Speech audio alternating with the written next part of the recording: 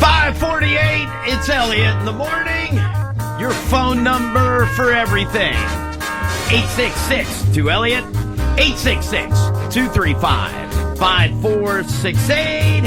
Hello, class. Hello. Hey, how are we today? Good. Good. You like your Grammys last night? I stuck with it to like 10-ish. What was on? No, The Eagles put you to sleep? No. Ugh, that was boring. No, I liked Hamilton, though. Hamilton was good. They were great. Hamilton was really good. Mm-hmm. Yeah, the Eagles thing killed me. Yeah. Well, you hate Don Henley. God, did he look like a smug, sitting behind the drum kit. Hey, looked like he always does. Timothy B. Schmidt needs a deep condition. I thought he looked pretty good, actually. I thought he looked good. I thought Walsh looked good. I just can't stomach Joe all Walsh of is that. Joe Walsh. He's looked He's looked that way since like the 80s. He is the best. I like those two, but they weren't. Did you like last night? Yeah, it was touch and go. Parts were good, and then parts I'm with you. Parts were just kind of whatever. I tuned out after Adele's technical issues. That was bad. Which was at like 10 o'clock. That was bad. I felt bad for her. She had that look of like, crap. It was a disaster. It was. Didn't it get worse after that? What do you mean? Didn't they have like other big technical issues after that? I don't know. Like later in the show. But it was like Delta Ray. Like the second it was happening with the piano, Delta Ray tweeted, "A mic has fallen on a piano string. God help her." Oh no! Because it's so that was it. A disaster. Yeah, it screws up. She was so flat. I mean, she sounded horrible. Right. I've never seen her perform so poorly. I did see that she went and ate In-N-Out burger afterwards to make herself feel better. The hell? Amen. I'd have done the exact same thing. Mm-hmm. I'm trying to think. You know what I did like? Well, I got to be careful. You know who I did like before the show started? And you know what? Her part was fine. How old are they? No, they were fine. The way you said it, you made it seem like I have to be careful. No, because I didn't like the performance, but I did like her. Who? Carrie Underwood. Whew, I liked them together. Oh, I didn't. Awful. He was horrible. So bad. He ruined her. Bad. Yeah, you'd be She was good. Tough to ruin her. No, he was horrible. Don't you agree? He was bad. Yeah. I mean, with the second I saw that it was a duet, I was like, oh, boy. Yeah, he was bad. He did not help at all. He didn't help. The Lionel Richie thing was a big... I thought Demi Lovato sounded great. She was fine. John Legend was great. I love John Legend. He was awesome. But then the rest of it was just blech. That was bad. Although Lionel Richie seemed very, very excited to be up there singing Dancing on a Ceiling. Yeah. That was pretty good. Kendrick Lamar was the performance of the night. Kendrick Lamar was great. I mean, that was Hamilton and Kendrick Lamar was like a 15-minute window. Right. That was the best 15 minutes. That was the highlight. I would agree with that. Evening. Now, I tuned out of 10, but I mean, I don't know how you could have topped it. I considered turning it off after Kendrick because I was like, no one else is going to beat this. Kendrick was good. Kendrick was really good. Kendrick was solid. Beyond. I mean... Oh, no, he was fantastic. Blows minds with every performance, but Guy did it again. It was just amazing. Yeah, no, he was good. He was good. I know they got a standing ovation. Did we like Stevie Wonder and Pentatonics? I mean, Stevie's still doing the blind jokes. Does anybody... I did not know this existed until last night. Braille. I know but Braille. he Braille added existed. with the joke, he added a message about accessibility. The joke was good. So I thought it was a really poignant statement. The joke was good. But you know what I learned? Well, I didn't learn last night. I learned this morning after I got in. Did you know that there's a whole community of people that think he's BS? Yeah, Deadspin is a big proponent of that. So they believe also that he's a lie. They have people who are on their staff. It's a ridiculous argument. He caught that mic. Hannibal addresses it in his latest comedy special. Oh, what does he say? You know how hard it would be to pretend you're blind? Why would anyone ever do that? Well, he caught that one microphone during the Paul McCartney performance. Hey Jude was playing, and that mic fell, and he reached right out and caught it, and nobody said Mike. Okay, that's once over the last 60 years. First of all, it was luck. I had no idea. I had no idea that there was. I've always believed he was blind. I had no idea that there was an entire community of people who... They all work for Gawker. Like the birthers believed that... No, there was I saw some girl on the news who was saying her dad always swore growing up that Stevie Wonder was lying. But first of all, it wouldn't be impossible to pull off that you were blind. Will you stop? He is not... I feel like I could pull that off. Not blind.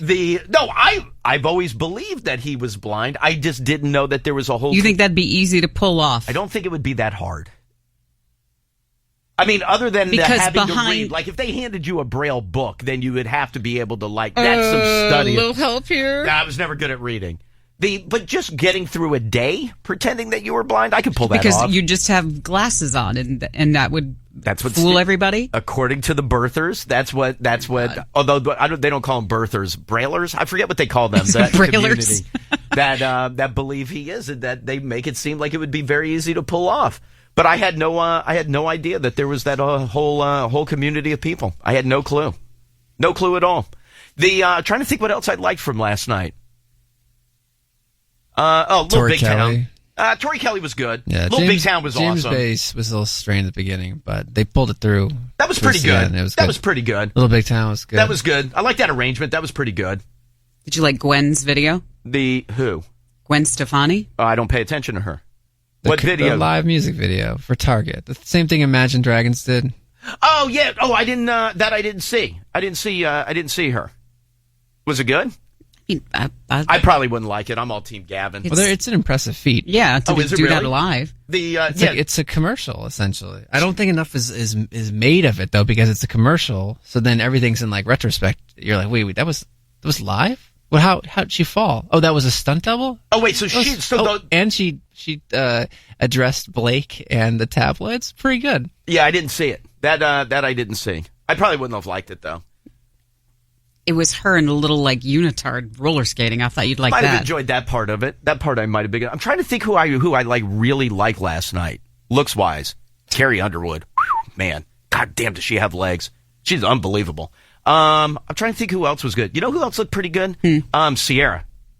Yes, she looked with pretty that good. Slit. Yeah. Oh my god. Oh my god.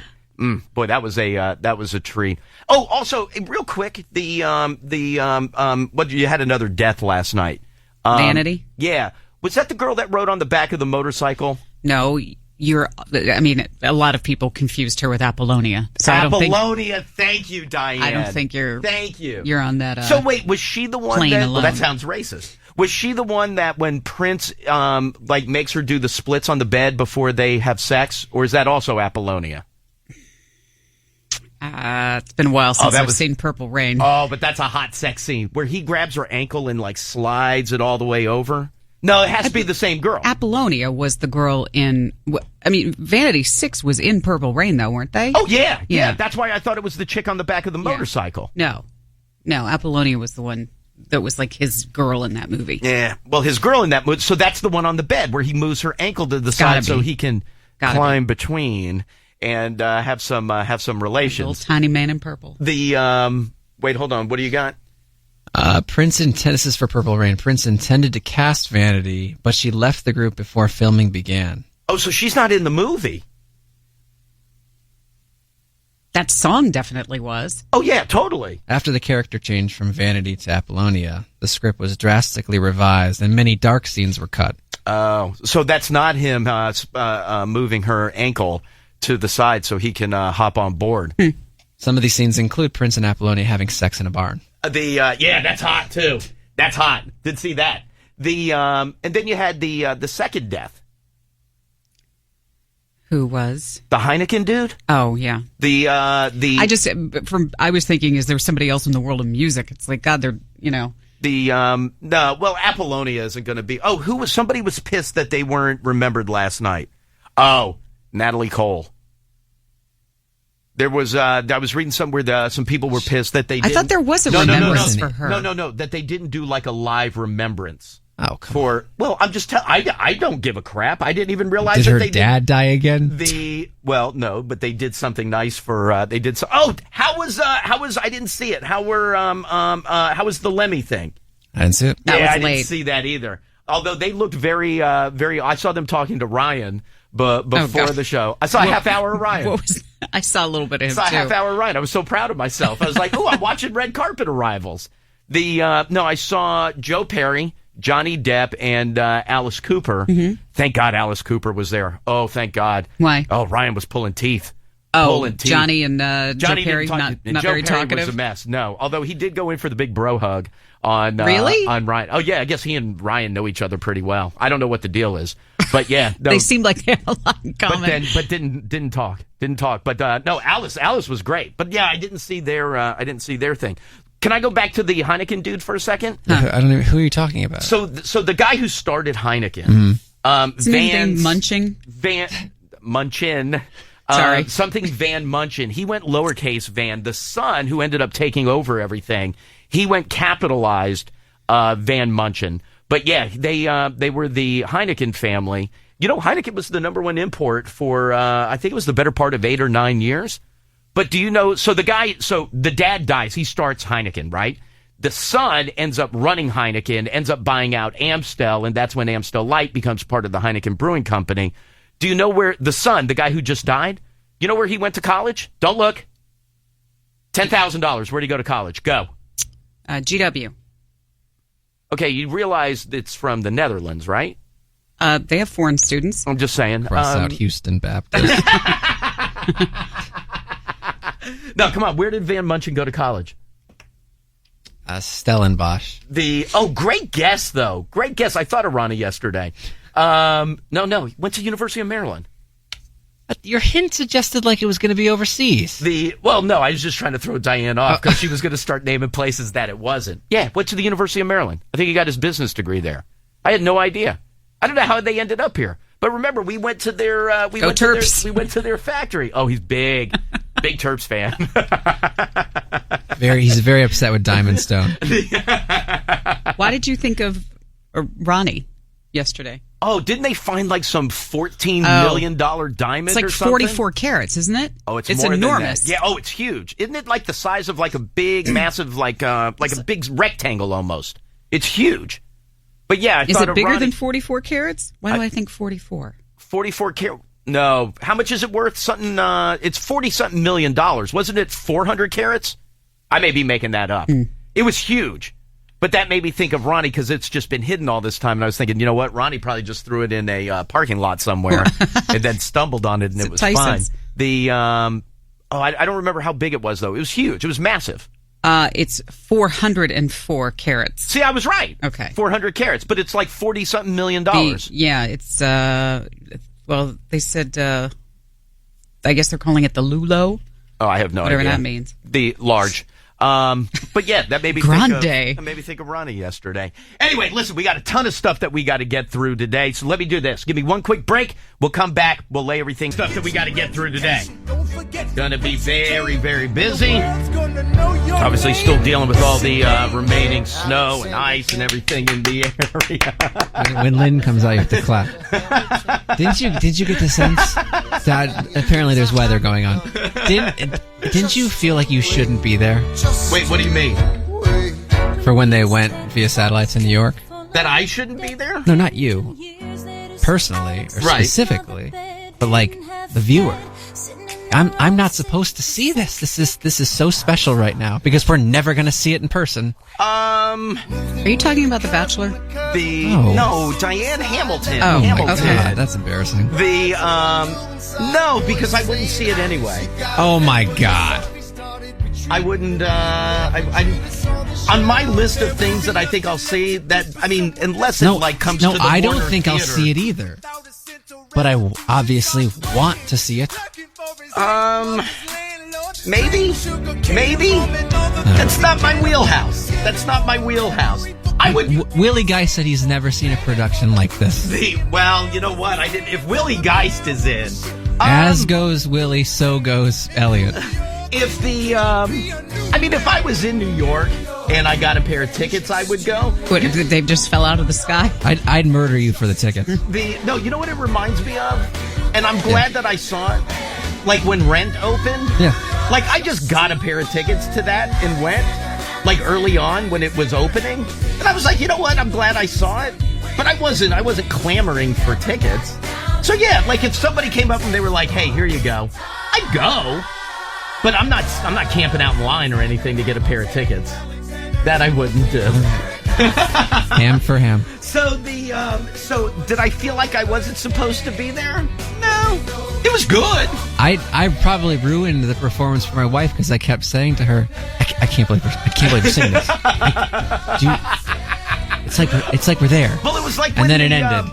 It's like, wait, why aren't they going into the next song? Okay. Oh, because it's just one little song, and that was it. But like when Greg, the IMAX movie maker, was in here, was that last week or the week before? Yeah. He got to see it. I thought Tyler was going to be all over him. Oh, I was. Remember, I was like, did you get an understudy? We Yes. did, and then he had to come back with, but everybody. Barack Obama Thank you. didn't get Lynn, so suck it. So yeah, no, it was fine. It was good. That was so good. Oh my god. By the way, I didn't see much of The Bachelor last night, though. Thank you for asking. But no, I didn't get to see that much of it last night. Anyway, listen, a ton of stuff that we got to get through today. If you weren't with us yesterday, we gave you our Elliot in the Morning promotional announcement. We are doing a date night. That'll take place not this coming Friday, but a week from Friday. We are going to go to Lord of the Dance with Michael Flatley. Last time he's on the road. Last chance to see him. So we're going to do a date night. By the way, I don't know if I drilled it. That's special.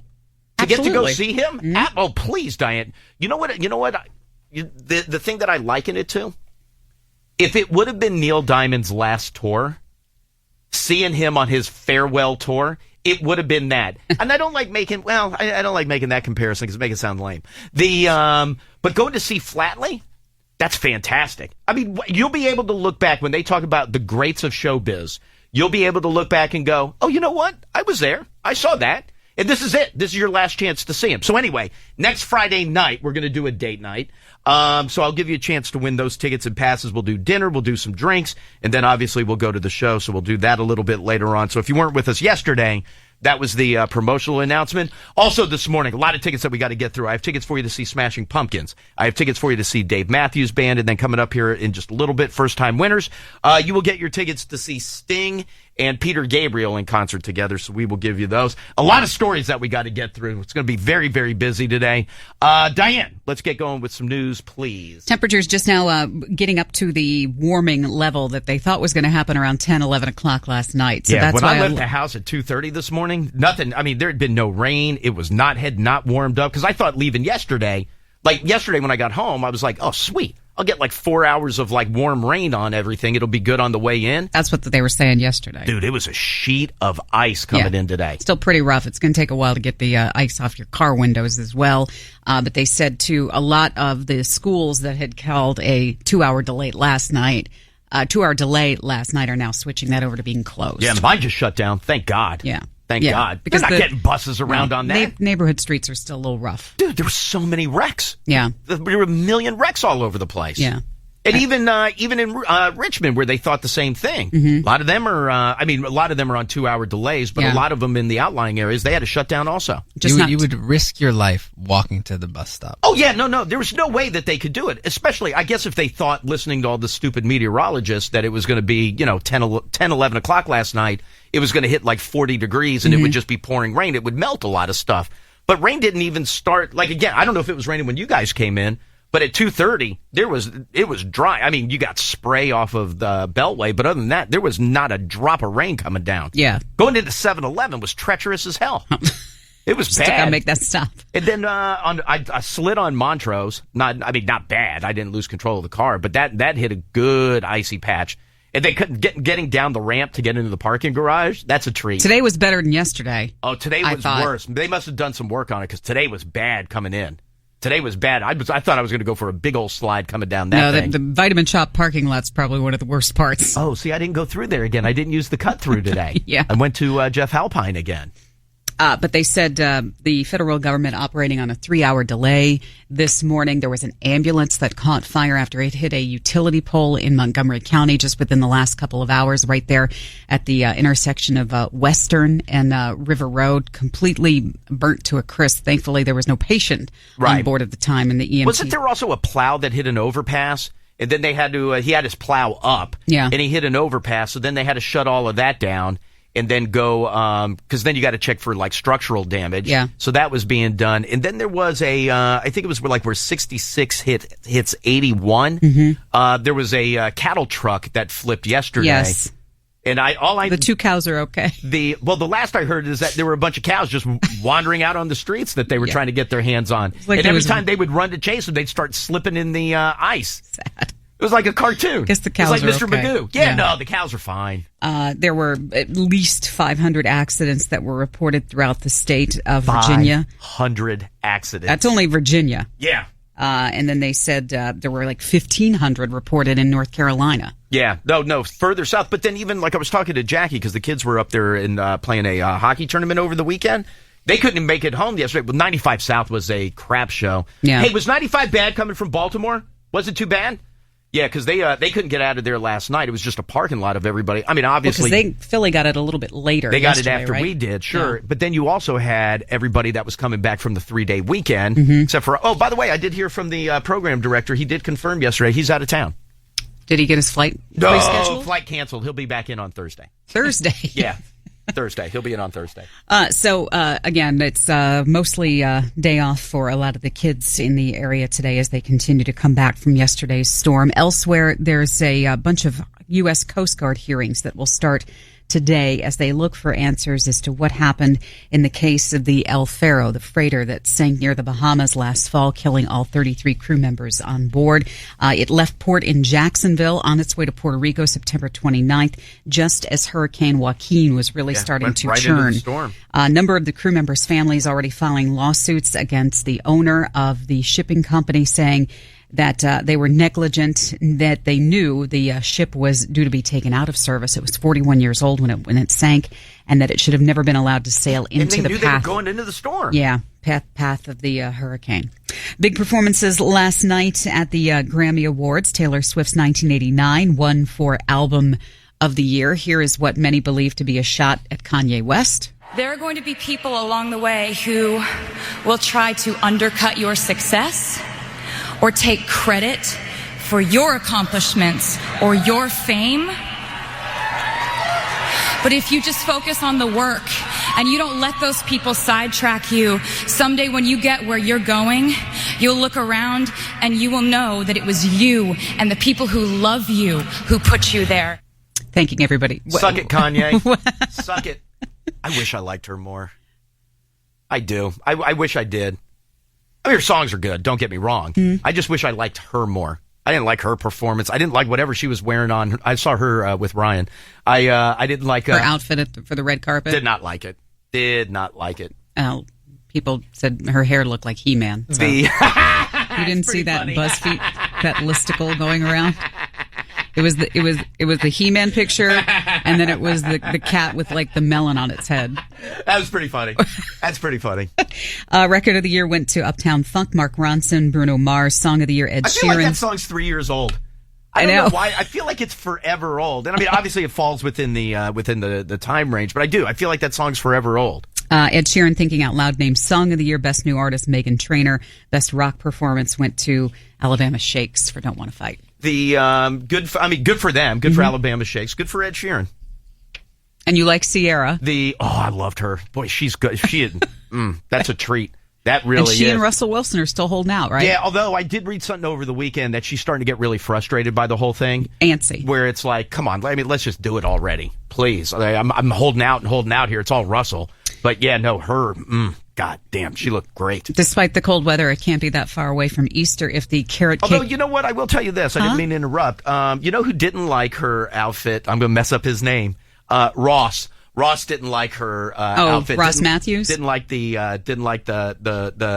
what is it called? Sierra? Yeah, the pattern, I guess, or whatever they called it. He didn't like it. He didn't like it. I'll tune in later today for Fashion Police and see what they thought. He and right. G. I'll watch the two of them. Easter can't be too far off. They're already pimping the carrot cake Hershey's Kisses. Those are apparently available already in Walmart. So it's supposed to be actually pretty good. White chocolate base with a little bright orange food coloring in there. Sounds good. Mm-hmm. The guy who got arrested last week for having sex on the high roller Ferris wheel. Oh, yeah. The guy, he was from Houston and she is from Long Island. Yes. Right. And they were having sex in the big Ferris wheel. And they thought that there's a belief of privacy, even though you're in there and it's just a big open bubble.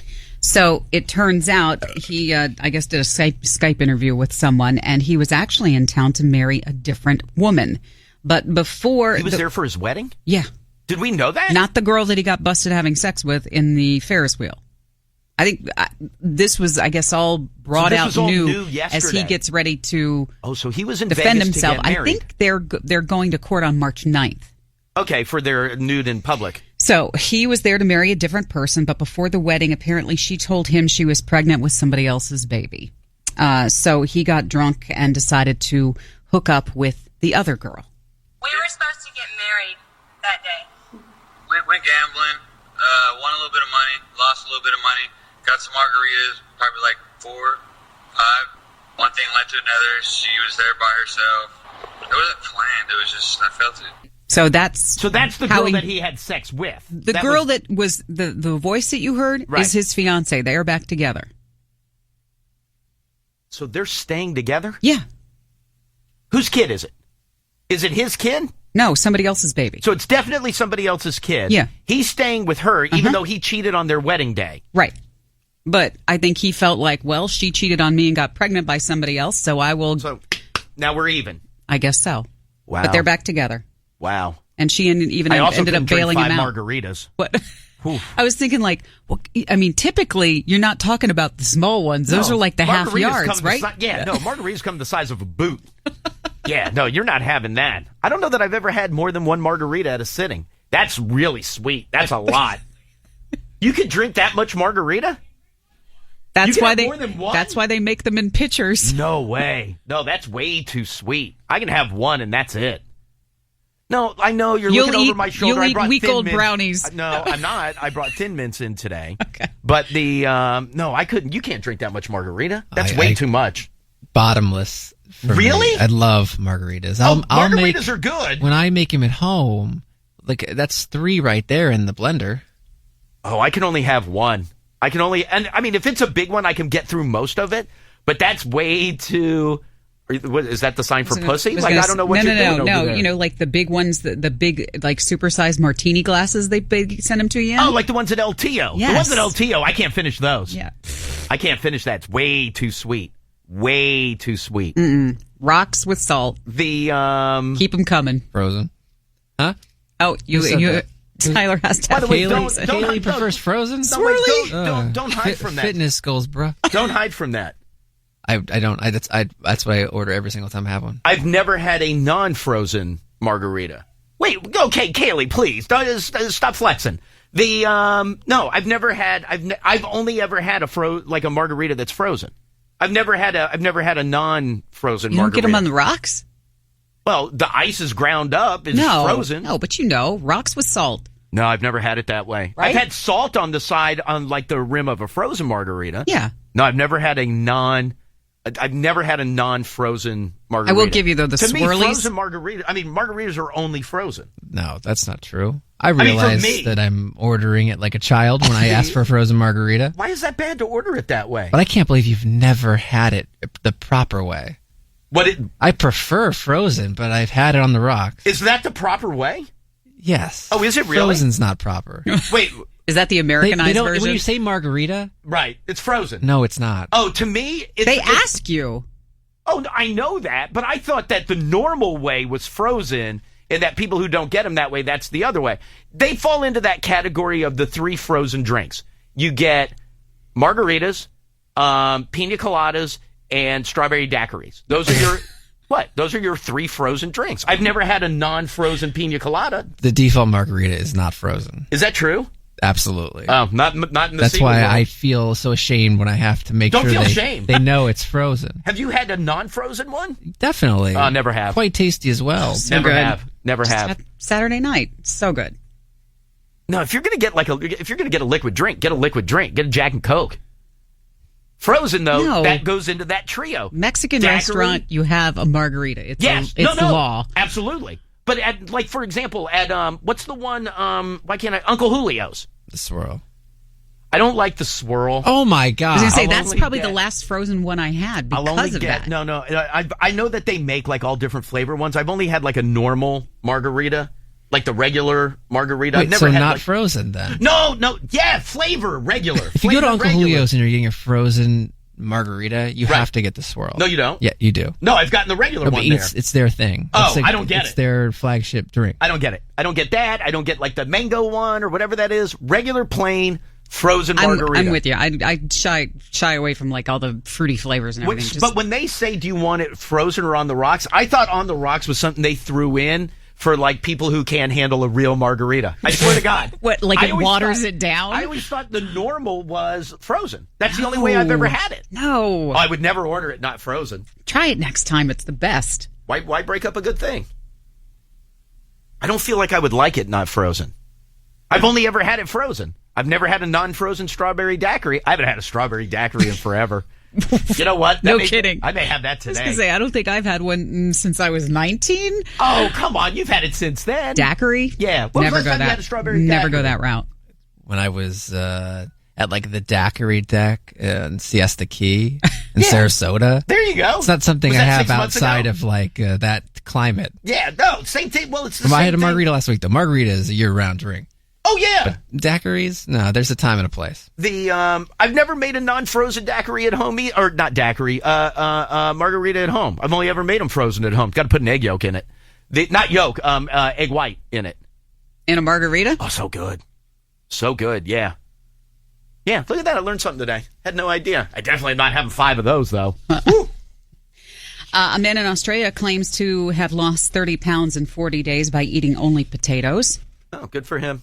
He started the... I ate fries yesterday. He started the year at 333, and he said he knew he had an unhealthy relationship with food, so he basically said, I can quit everything except for one kind. Decided to stick with potatoes, so he has eaten nothing but boiled, baked, mashed, and shredded white and sweet potatoes, topped with all kinds of herbs and spices just to shake it up. But since he went on this diet, he has lost 30 pounds in 40 days. So, but he That won't ain't have. bad. No, that's fantastic. But he won't have like he doesn't put like sour cream, chives, No. bacon. Chives are cheese. fine. Bacon, probably not. He's more like, and I doubt the sour cream. By the way, you know what I'm jonesing for right now? Well, a margarita, clearly. Yeah. No, but a frozen margarita. yes. No salt. Wendy's baked potato. I like the salt. I like salt on everything. Wendy's baked potato sounds good to me right now. with the chili? No, I go broccoli cheese. Oh. Yeah, I like it like my Panera soup. I like Panera. The Caps back home tonight against Anze Kopitar and the LA Kings. All eyes will be on Brooks Orpik to see if he makes his return to the lineup tonight. The Lightning putting out a statement yesterday saying that they will not trade Steven Stamkos prior to the February 29th trade deadline. Right. Yzerman, their GM, Steve Yzerman, was saying that, because this has been going on forever. It's turned into a massive distraction, not only for them, but also for the Maple Leafs, although the Yzerman doesn't give a crap about the Maple Leafs. But they're still saying their goal is to have him re-signed by the end of the year. Although there's a lot of people in Tampa that'll say ever since he shattered his leg on the goalpost that he's not been the same guy. So there's some that are saying, good, just be gone. Let's get rid of him and move on from him. Obviously, the guy's the face of your franchise. He's your captain. So Yzerman wants to keep him. But who the hell knows what will happen at the end of the year. But they made it clear they will not deal him. Remember, the 29th is your deadline. So you're going to start seeing a little bit more movement later this week and into next week. Also, the Sabres suspending their forward Evander Kane for breaking a team rule by skipping practice. Coach Dan Bilesma saying that he will not play in tonight's game against Ottawa. Is this the same one who had to delete all of his Snapchats? Well, what happened was they finished the game. He hopped a plane and went to Toronto and was there for NBA All-Star Weekend. Right. And was out and got just hammered. partying with all of the NBA guys. Right. Got back to Buffalo and was like, man, this room is spinning. So he missed practice, so they're going to bench him tonight against Ottawa. Mm-hmm. Apparently he had a great time, though. That's what it sounds like. NFL Network reporting that the salary cap for the upcoming season will be at least $155 million. Also, Andy Dalton has lost his luggage again, but he says now it's up to American Airlines to find it, not his Twitter followers. So I guess it's not the... This guy has bad luck. Well, they've been communicating with him. American Airlines tweeted at him yesterday saying, we have some information on your bag. We've sent you a DM with some details. So hopefully he'll get it back. Hopefully he gets it back. Right. For the second time in his many years, the Heat's Chris Bosch dealing with blood clot problems. They're saying that he'll go through more tests and evaluations in the next couple of days. No determination about his playing status will be made until after they come to a conclusion there. Blake Griffin out with a broken hand that he suffered after punching that equipment manager, but the Clippers have now offered Blake Griffin and Lance Stevenson to the Nuggets in exchange for 3 players. Griffin likely out until mid-March. Nothing yet out of Denver as to whether they're going to be accepting that trade. And when ESPN debuts their new NBA-focused afternoon show called The Jump, Tracy McGrady is going to be a regular member of that show. That's a look at news. Got a little hungry. No, I was just saying I want a Wendy's baked potato. But they have Dave single, only 69 cents. What's the like a special anniversary price or something? Like why today? Why is it only in Florida? Well, that's what I'm trying to. Oh, are we trying to determine research if it's only in Florida? Is it only, or we've just found it in Florida? I've seen it's definitely in parts of Florida. But 1969 is the year Wendy's was founded. Oh. By the way, for a 69-cent hamburger, it's almost worth the flight. Thought you were going to say you're going to double up, so you get your chili or your chili potato or your broccoli cheese chili tomato. Broccoli cheese potato. Well, I'm not going to spend all that extra money. 69 cents. Yeah, but I can get 2 burgers. These are singles. Okay. Well, Diane, if you stack 2 singles on top of each other, it's a double. Here's a press release from the Wendy's company. Customers in select Florida cities can sample the recrafted hamburger for 69 cents. Why is it just Florida? That I don't know. Did it start in Florida? Did Dave start in Florida? Is that the home state of Wendy's? No, isn't Dave Thomas from like Ohio? I should know. I'm embarrassed. Come on. I should know. I should know where he's from. Wait, can Drunk Justin get in there? I'm going to tell him about it. Yo, you have to. Found in Columbus, Ohio. God damn it, it's like I'm an encyclopedia. How about that? What'd they do to the burger? Wait, what do you mean, what'd they do to the burger? Recrafted with a bakery-style bun inspired by Dave Thomas's original recipe. You know it. Yes. And topped with premium produce. Look how good that looks. Also, Wendy's doesn't skimp on pickles. I like that about them. You don't even have to ask for Now extra. the hamburger is wrapped in foil to keep it extra hot. Yes, true. Preserving the perfect balance of melt-in-your-mouth flavors. Absolutely. But it's only available at certain locations in Florida, or certain cities in Florida. I want to say there's a random location in Tennessee also. Well, if I'm getting on a plane, I'm definitely going hell? to Florida. I'm not going to Tennessee. Nope. Nope, No, just Florida. Yep, all right, there you Gainesville, Jacksonville, Miami, Orlando, Tallahassee. Maybe I saw that. Tampa and West Palm. go. Well, go get it, Drunk Justin. Take everybody in Jacksonville with you. God damn, they're lucky. Party bus. God, they're lucky. So they get welcome to Rockville and a 69-cent hamburger. Oh, by the way, Lamb of God 0 for 5 I with know. Grammys. That sucks.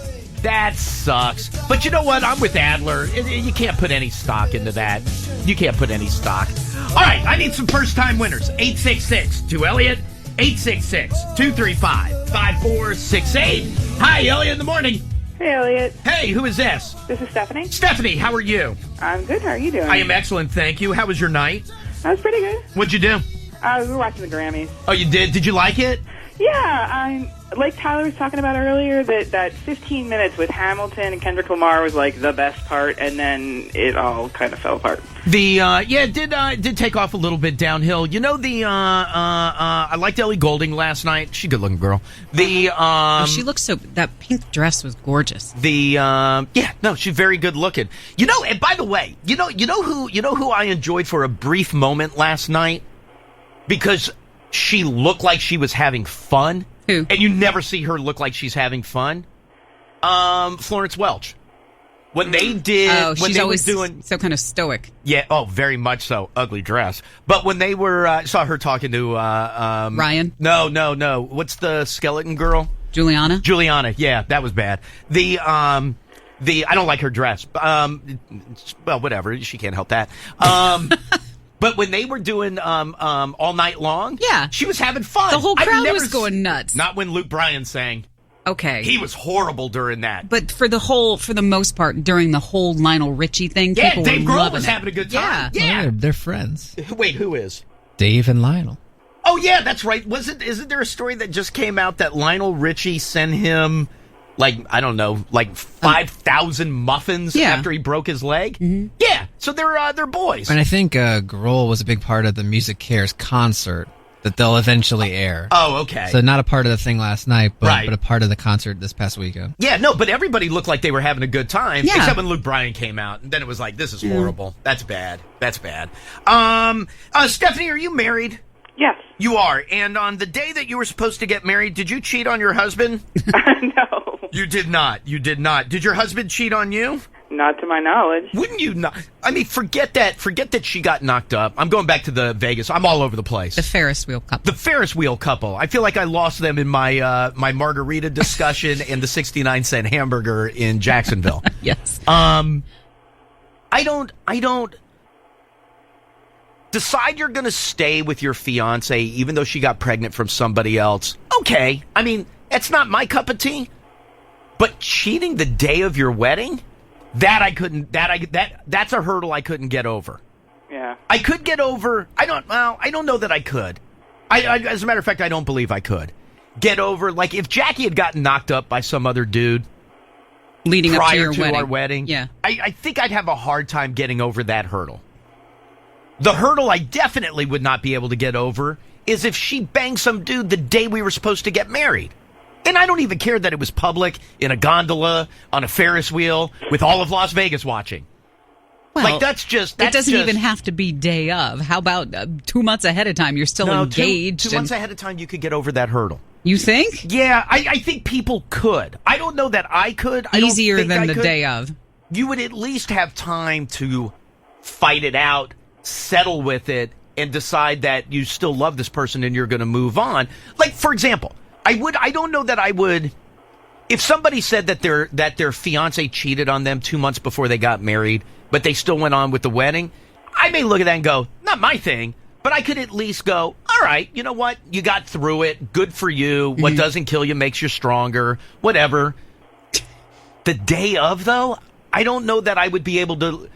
Like, for example, if Scott cheated on you 2 months before you got married, I would gossip about it. I would probably find the appropriate time to make a couple of jokes. But I would at least go, you know what? Good for them. They were able to get through it. God bless. Their love is strong. If I found out that Scott cheated on you day of, I don't know that I would be able to go, you know what? Good for them. There's no joking made. Wrong there. Wrong there. There would definitely be jokes made. Absolutely. But do you understand my point? Like, it's one thing for it to be, hey, hold tight 1 second, Marie. Not Marie. What's your name? Stephanie. That's it. All right, hold tight 1 second. Hold on 1 second. please. Whatever. I knew it was an E at the end. Do you understand my point, though? Like, day of, you can't solve anything that quick. No. A couple months out, okay, people can find a way to get through that. Yeah, but I mean, in the story, keep in mind it was a Vegas thing. Doesn't matter to me. There's a little bit of a difference. Some people Because it happened there. make decisions that are, so quick anyway. It's not Okay. like it's been a year and a half of planning. Now, True. I realize some do make that the destination for a wedding that's been in the works for many My months. sister did that. But I mean, they're divorced now, but that's okay. I've also seen Ben Higgins help marry people in Vegas just a couple weeks ago. Good point. So it is Vegas.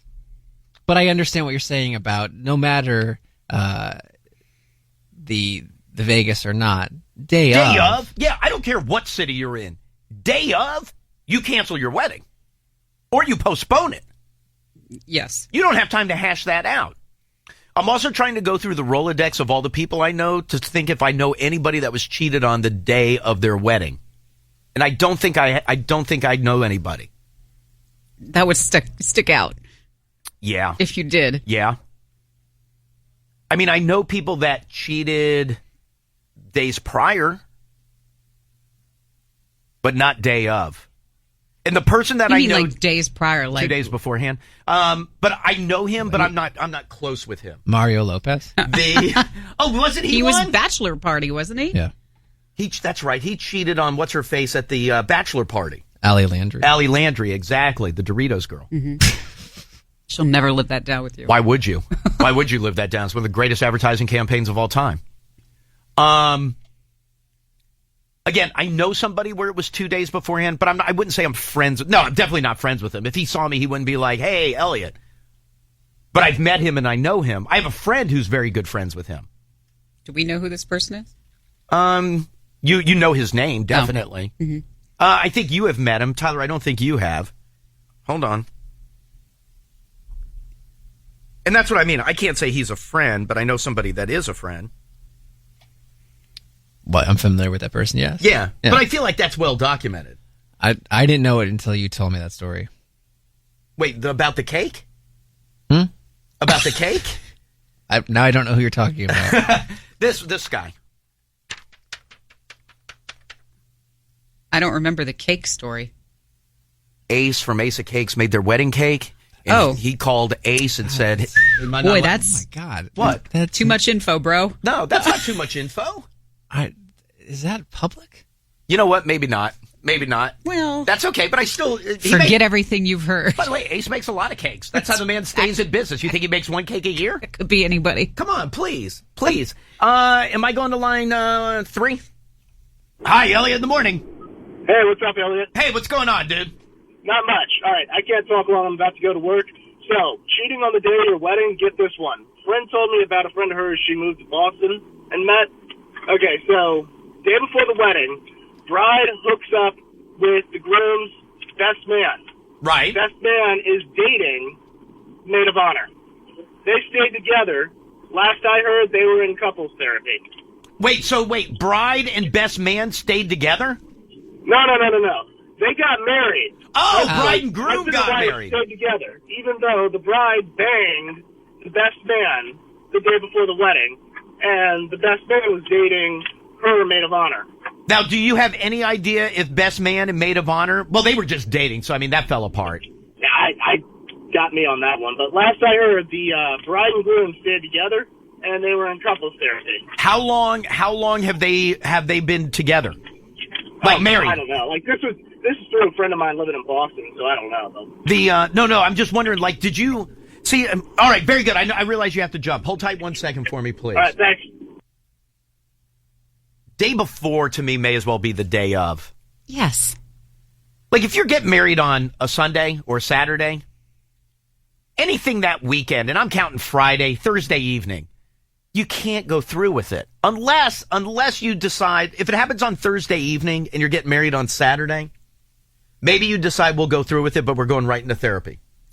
Healthy start. Yes. Who wants to think about that going into your wedding and your honeymoon and okay, we're staying together, but you're not going on a honeymoon. So I have to give up my week of fun because we have to enter into intense therapy? Yes. That sounds awesome.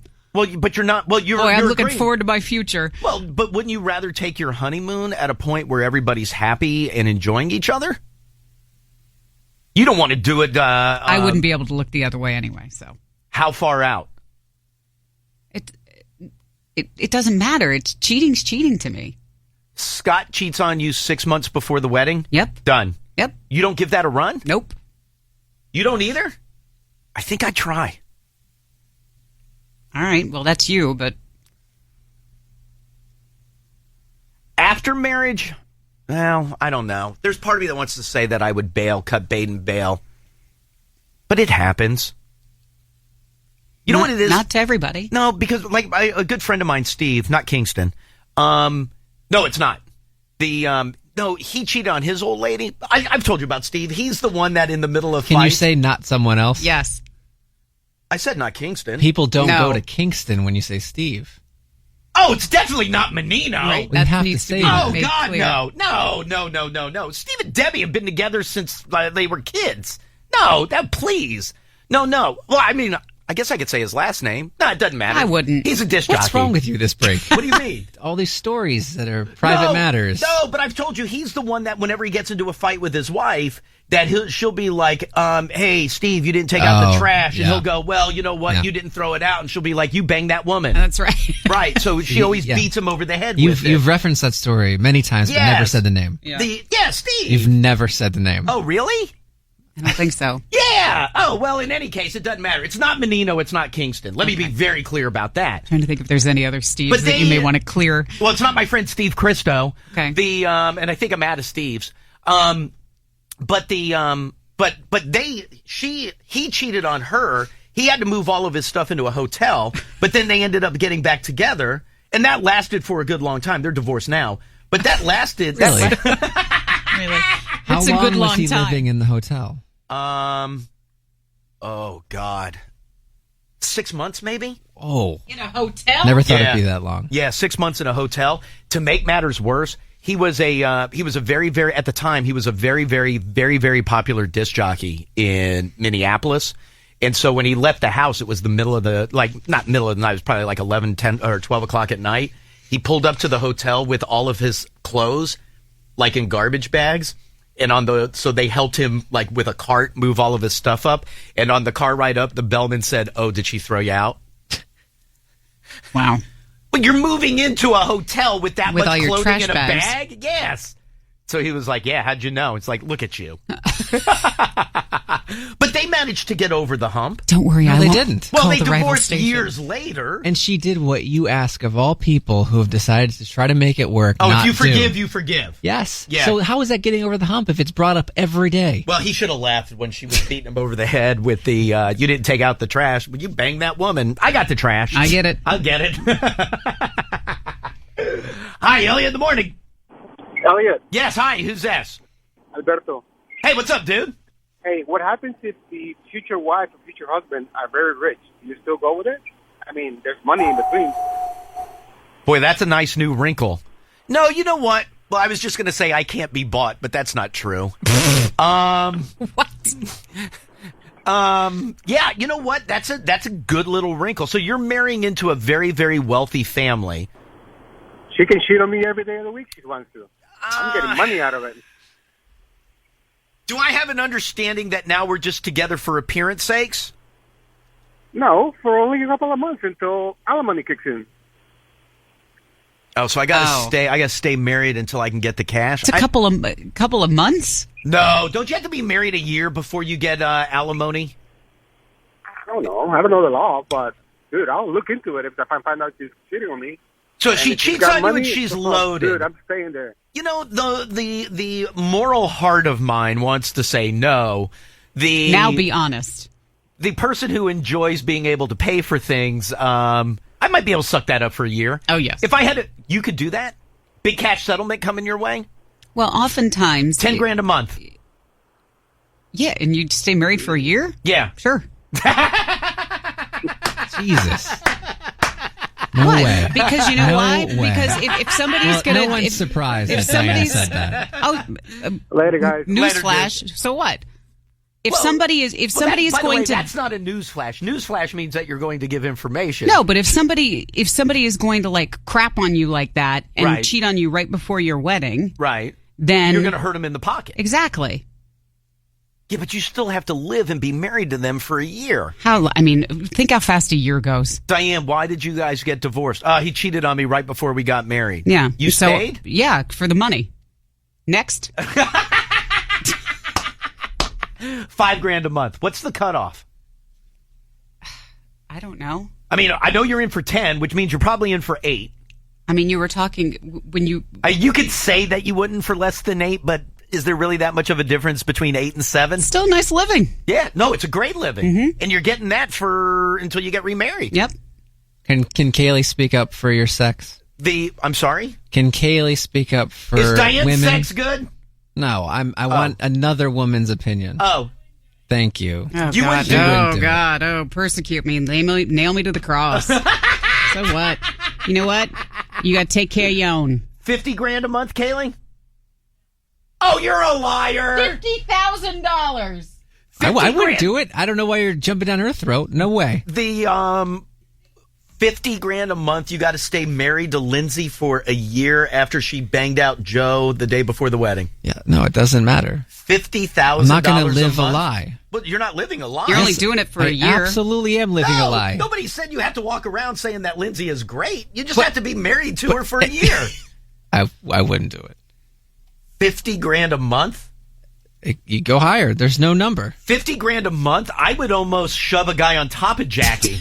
There's a lot to be said for financial security. $50,000, and I'm getting that every month. Oh yeah, I'm not working ever again, and who cares?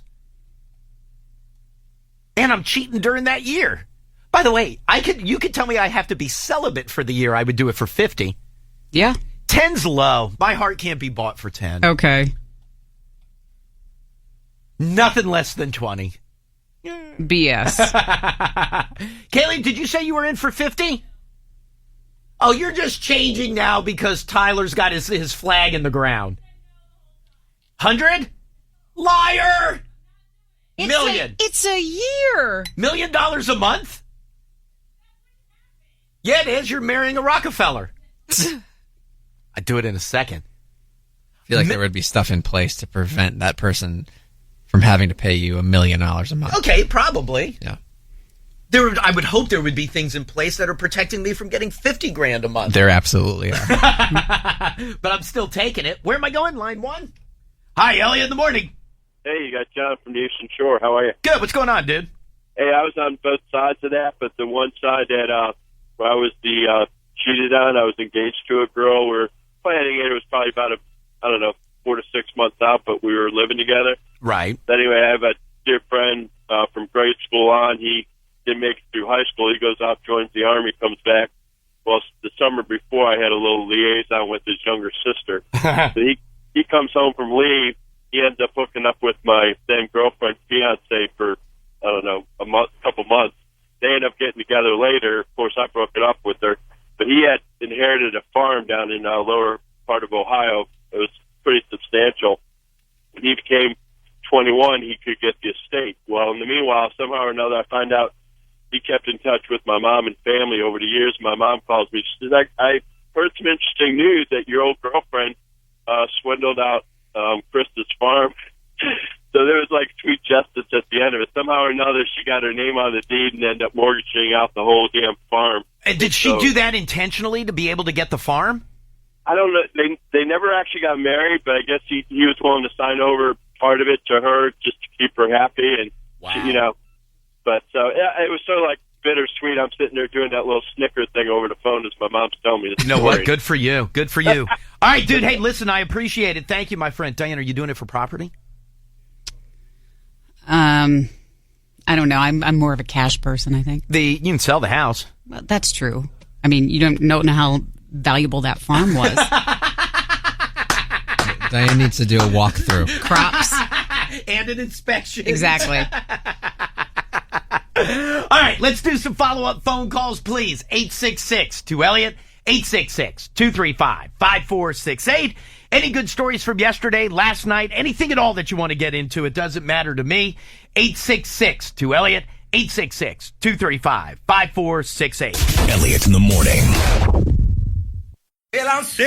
I will give you passes to join us. Elliot in the morning's date night. A week from Friday, we will be together. We will go see Lord of the Dance with Michael Flatley at Eagle Bank Arena. Obviously, you get dinner, you get drinks, and you will get to say that you have seen one of the biggest stars in showbiz history. Michael Flatley's Lord of the Dance. If you need any information, facebook.com/EITM online. Also, if I could speak directly to employees of DC 101, because of the horrific conditions, offices will open 30 minutes late.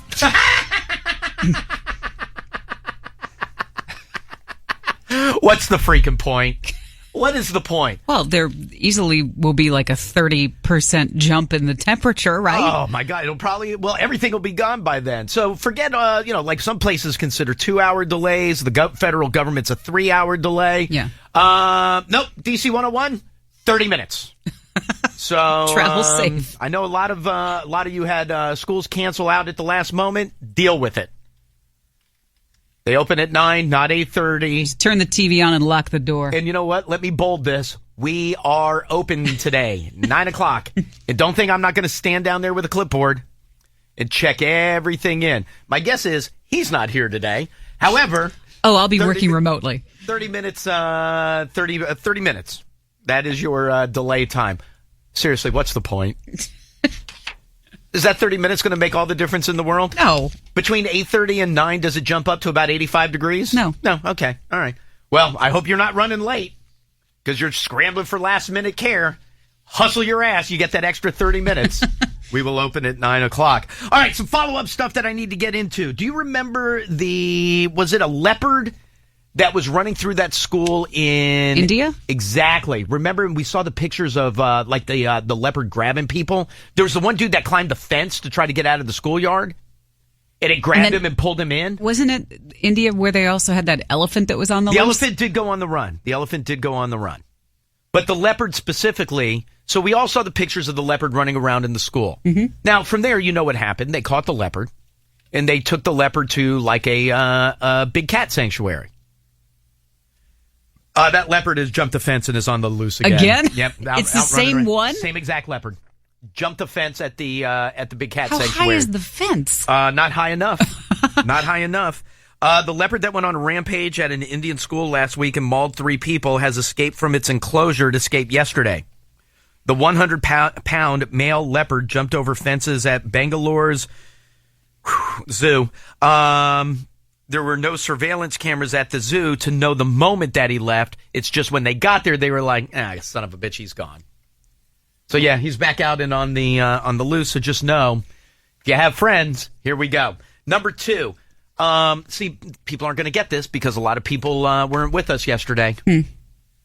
The girl who we were looking at, whose father tattooed her name right above her pubic hairline when we were talking about stick and pokes. Mm-hmm. Stick and poke tattoos. Somebody sent me a picture of her because remember we didn't see her face, but remember we saw the roses on her chest. Yeah, she's beautiful. Yes, I mean gorgeous. And we were told that she was beautiful. We just couldn't. We couldn't confirm. See that. We could tell you that she had a killer ass body, except that she had that weird tattoo that her old man had put on her pubis. She's gorgeous. Mm-hmm. I mean, like spectacular gorgeous. Look at that. And by the way, like that one, I don't know if that's the same picture. Oh, she's got a leopard tattoo. Oh, look how everything ties together. Isn't that a great picture? Yeah. Would this throw you off, though? Yep. But you can have tattoos and still be beautiful. Yeah, no, she's gorgeous. I mean, she's stunning. She's got beautiful eyes. Look at her. And I've seen her midriff. That's how I saw the tattoo. Yeah. Whew. Boy, that is a treat right there. Yeah, that's nice. That's nice. All right, a couple of other things. Oh, this guy was just weird that I brought in. Can you do that with your shoulder blades? Can you crinkle your arms up enough to touch your shoulder blades in your back? No. This guy can crack nuts with it. Ew. He can't. That always wigs me out. What? People who are like double jointed like that? Yeah. Look how he can push his so he can take his shoulder blades and kind of like bird wing his arms back, and his shoulder blades touch behind him. What was the thing that you were doing that I couldn't do? Oh, you could reach around your back and touch your belly button? Yes. Right. The what was the one that went around right after that? Was it people that could touch their elbows behind them? No, you couldn't do that. Nobody can do that. Was it elbows in front? No, I can do that. That doesn't really seem like much of a thing. Hey, I can touch my elbows right in front of me. No, there was another one that was going around. It was if you can reach around from your side and touch your belly button. That I can't do. But this guy can pop his shoulder blades out and make his shoulder blades not only touch behind his back, well, obviously they can't touch in front of him, but he can do it with force where he can crack a nut between his shoulder blades where they just crunch into each other hard enough. That doesn't give you the willies? Oh, I hate that. No, I wish I could do it. Like, look right here. Here you go. Here's a good picture. If you have Channel 1, you can see what I'm talking about. Isn't that pretty cool, though? Yeah, like there were some contortionists. Definitely. Oh, I don't like contortionists. You know that. On stage last night with Kendrick Lamar. And they did their best to try to detract from what was an amazing performance. Occasionally you caught a glimpse of them and you were like, oh, gosh. Yeah. See, but like even like when he just pops them originally, they go so far out. So far. It's disturbing. But to be able to do it with that kind of force, I wish I was double jointed in some way. I got nothing. No fingers, no arms. Fingers? No, I can't see. That bothers me. I used to claim you were ambidextrous until you learned what that meant. Yeah, no, but I'm close ambidextrous. No, come on. I can write with both hands. No, you can't. You've shown us. So can I. Not equally as well. Yes, which means you're not ambidextrous. I'm pedidextrous. I can use both feet. In what way?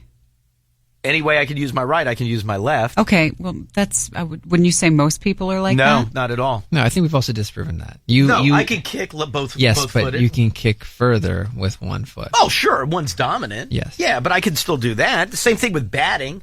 I can bat one way better than the other way. So, yeah, one's more dominant. There's some people that can't even hold a pen in their weak hand correctly. At least I can do that. That's fine. All right, last two things. And I don't know if this is a common prank or not. I'd never heard of it before, but I kind of like it. This comes out of New Jersey. It says, I'll just go through here. It's Mansfield Township, New Jersey. I don't know where Mansfield Township is. I don't know if that's north, central, or south. Among the crimes that New Jersey's police departments regularly investigate, vandalism to property is likely one of the more routine instances that they have to deal with. Just people, somebody eggs your house, somebody bashes your mailbox, somebody trenches your yard. That's all fine. Police in Mansfield Township had to deal with something on Monday that they were not expecting to find. They responded to a call for vandalism at somebody's house. It seems that the vandals, the people, and they've gotten away, took a porcelain toilet and threw it. I don't know if it was out of the back of a truck, if they stopped their car and got it out of the trunk, whatever they did, but they took a regular-sized porcelain toilet and heaved it and smashed it in the person's driveway, which is kind of funny to me. I mean, I've never had a toilet in my yard. I've used my yard until today as a toilet, but I've never had a toilet in my yard. However, inside the tank, no, it's not that. Well, that's where your mind goes. Dead frozen raccoon. Is that some sort of message? I don't know. That's what I mean. I've never heard of that before. I don't know if that's a common prank. Well, it's not common. If it were common, I feel like I would have heard that before. They heaved a porcelain toilet onto the driveway at a private residence. Inside, they found a dead, frozen raccoon inside the tank. Sergeant Sean Bates confirmed the incident, saying police investigated as more of a prank than a threat, but nothing can be ruled out. Because it's Jersey. They also want to ask if this has happened, I mean, not here, but in the township, if other peoples have fallen victim to a similar prank or threat. So did it appear that the raccoon had frozen to death? Or they froze the raccoon You know death? what? That is an excellent question. Vandal chose an unusual way to act. They heaved a porcelain toilet onto the driveway of a private residence with a dead frozen raccoon inside the tank. Okay, so it was dead in the tank. Police are investigating it more as a prank than a threat, but nothing can be ruled out. The dead raccoon was stuffed inside the toilet's tank. So that makes me think it was dead prior to being... Well, of course it was dead prior to being in the tank. Not necessarily. People have toilets in their yards. Or maybe at a junkyard site. So it could have crawled in and died. But I assumed that they at least put it in there. I was just wondering how it died. Oh, I would just assume it froze to death. I mean, it's frozen now. But no, if you, like for example, we're covered in ice. There's raccoons running around, right? They don't freeze to death. Well, where are they going to go? Everybody who told me, like, oh, there's raccoons all over the place. You have them in your yard. You just don't know. They all went to a hotel? No, you left your garage open. They're in there. No, but where they all go somewhere. Are they like dogs? If you're cold, they're cold? No, aren't they cold-blooded animals? No, they live outside. Of course they're cold-blooded animals. Raccoons aren't going to die if they're out in this. Deer don't die if they're out in this. I guess. I don't see any of them, though. Do you see them on your way in when you pass that park? Deer? Yeah. Even in this? Not so much in this. No, it's too slippery. Where'd they hide? They're like all Bambi on it. Where do they hide? I don't know. It's like you. Ones on the parkway. Where do they go? I don't know. They like chill down by the water? I guess so. Or they're all huddled together somewhere because it's so damn cold. I always feel bad. I don't because I don't like wildlife. But I'd be like, man, that's got to suck. You're outside I think in the of middle the of this. squirrels, too, like during the blizzard. No, they're fine. Why? Squirrels are fine. Because they've stored? And they're little cheeks. They're good to go. No, but raccoons don't freeze to death. Because later, this weekend in the 60s, they'll be back out. Yeah. So they don't freeze to death. I don't know where they go. Probably people's basements. They could go to the engineering rack room. There's a big hole in there. There's water all over the place in there. Warm. And a watering hole. Here we go. How do raccoons adapt during winter? Oh, here we go.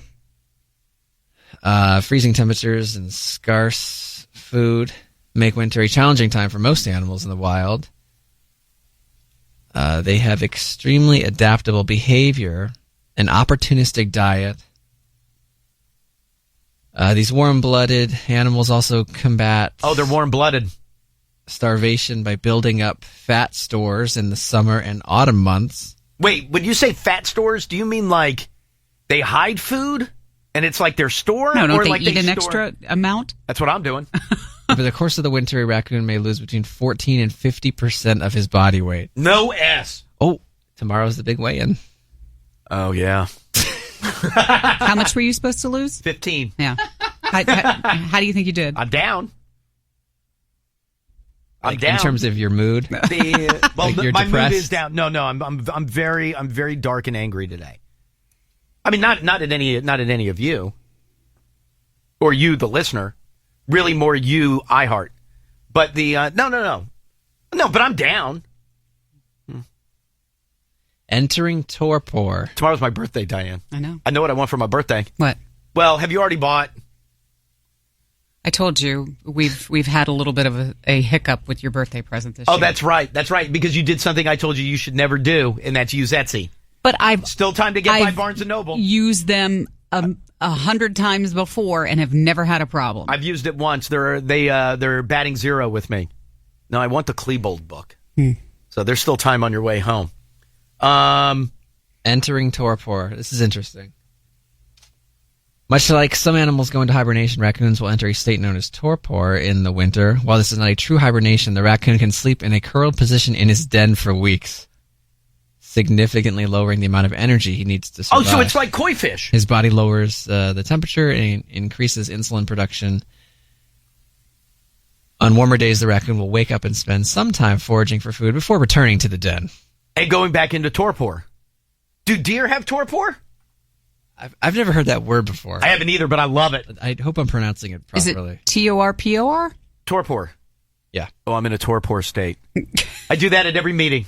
I go right into torpor. Hibernate? It's not hibernation, Diane. It's not hibernation. Bears hibernate. Raccoons, deer, they torpor. Mm-hmm. Where am I going, Kaylee? It might be torpor. Torpor. Well, I think that also geographically. Hi, Elliot in the morning. Hey, how you doing? Hey, what's going on, dude? Not much, man. Yes, what may I do for you? I hunt and everything like that, so we do a lot of trapping and hunting in the wintertime for deer and coons and everything. Right. And so, hey, where do deer, like when there's snow out bad, like we've got in D.C., where do deer go?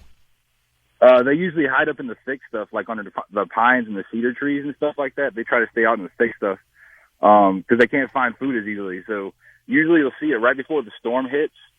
You'll see a lot more deer out because they feel the barometric pressure change. Yeah, they'll be out feeding right before the storm hits. Yeah, animals know everything. Animals know when something bad's coming. Yeah, it's crazy. So they get right up under trees, so that's where they hang out. Yeah, exactly. The coons hang out up in the trees. That makes sense. You can actually go out. We have this thing called squalor, and you go out and you hit this call, and they'll run out of the tops of the trees. It's pretty cool to see about 15 coons come out of one tree. That's hysterical. All right, Yeah. dude. Hey, I appreciate the phone call. Thank you, my friend. Hey, Yeah, no problem, buddy. You have a good one. You've never taken a raccoon and put it in a toilet and then thrown it on somebody's yard, have you? Nah, I haven't done that one, but that's a good idea. It is pretty good, though, except there's no way in hell I'd ever be able to touch the raccoon. Hi, Elliot in the morning. Hey, is this me? Yeah, hi. Who's this? Hey, it's Kevin, man. Hey, what's up, Kevin, man? So did you say raccoons are cold-blooded? Did I hear that right? Well, I've been corrected. I thought they were cold-blooded. They are warm-blooded animals. Whatever, dude. You don't know. You don't know. I know, man. Well, no, cold-blooded is like reptiles, man. Like, I know. And warm-blooded, they got blood like us. Right. Well, yeah. I just wanted to correct you, bud. Yeah, no, Tyler did, but he didn't have to do it in a dick way. He just read and said that they were warm-blooded animals, as opposed to man. you. I appreciate it, though, man. Take care. Hey, I appreciate it. Let me do this. Let me take a quick break. We'll come back. Diane's got some news. After that, I have your tickets and passes to join us for Elliot in the Morning's date night. Not this Friday, next Friday. It's Elliot in the Morning's first date night of the year. We are taking our winners. We are going to go see Michael Flatley.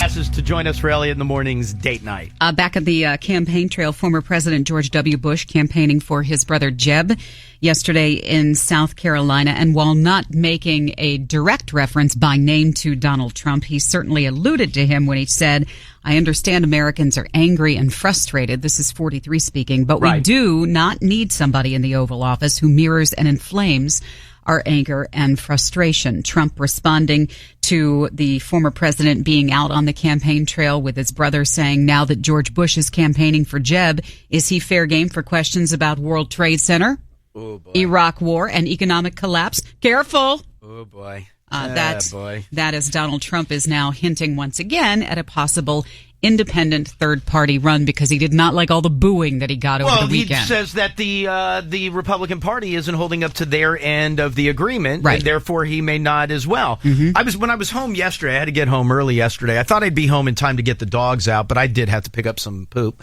I saw he was holding like some press conference, I guess down in South Carolina. Mm-hmm.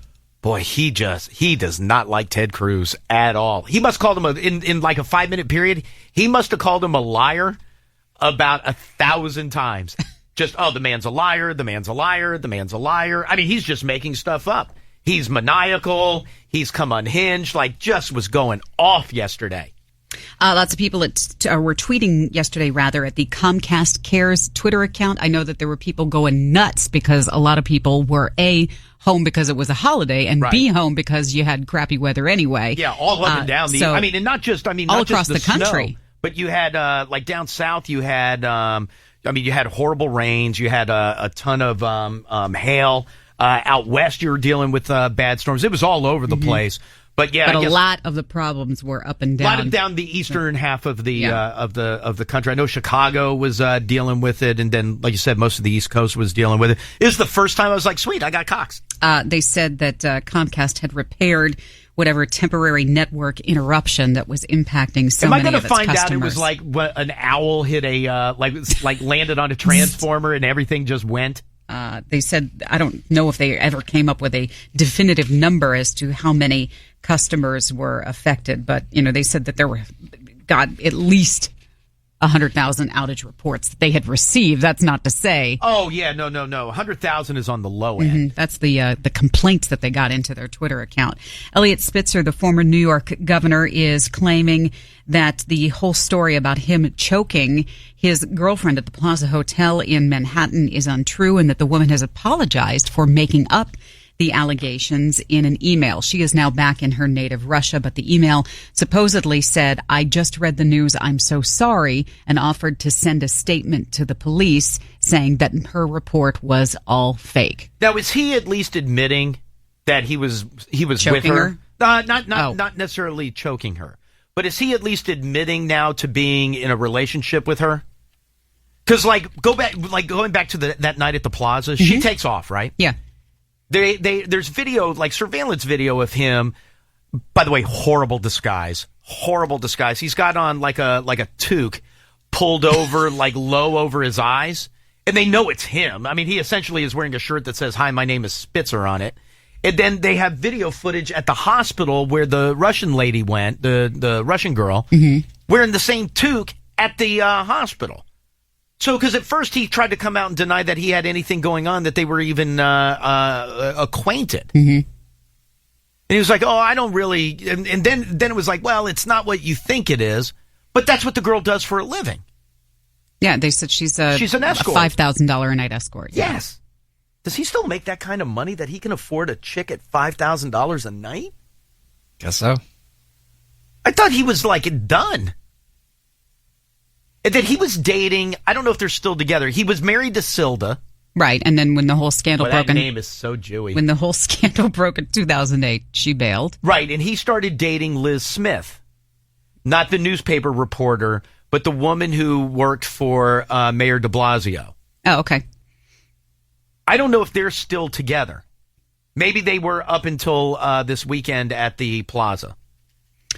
This says that Spitzer announced yesterday, in coming out with his continued, denials of everything, saying that he is still dating Liz Smith, or at least still has feelings for her. Liz Smith, he said, of course, he probably still has feelings for Silda. Was my girlfriend. I had and have deep affection for her. She is the love of my life. Don't insert me into the hooker story. Now, she's the love of my life. I'm just going out getting a little Cugini right. from Miss Russia. She's the love of my life. However, apparently he wants nothing to do with me. No, I didn't say it was the Cugini of my life. She's the love of my life. How is he getting $5,000 for a chick? What does he do?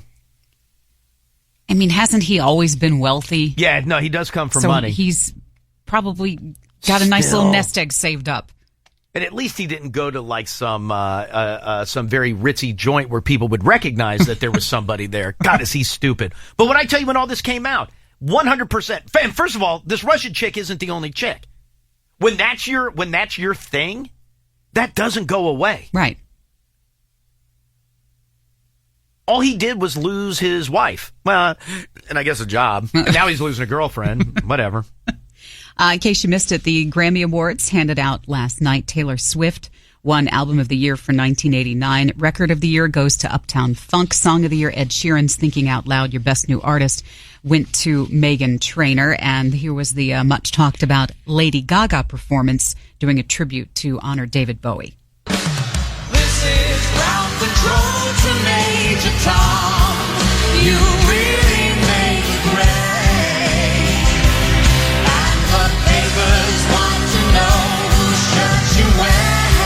David Bowie's son Duncan Jones weighing in on the performance. Did he like her? Didn't sound like it, no. Oh, really? He wrote, overexcited or irrational, typically as a result of infatuation or excessive enthusiasm, mentally confused. Damn it, what is that word? Oh, so he wasn't really into it. I mean, I thought people liked her. I will tell you, I saw her on the carpet, Diane. Ross really liked her shoes. Yeah. Those red ones? Yeah, he really liked her shoes. I didn't see what G had to say, though.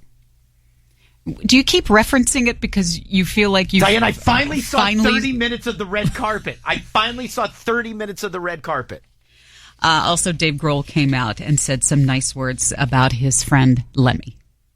I have an Ace of Spades tattoo, but the truth is Lemmy and Motorhead left their mark on me a long, long time ago, just as they did for everybody who's ever loved rock and roll. You've also got nice tributes that Stevie Wonder came out with Pentatonix and gave a nice tribute to Maurice White from Earth, Wind, and Fire. Obviously, all the former Eagles got together with Jackson Browne for a nice tribute to Glenn Frey as well. Right. No, that was nice.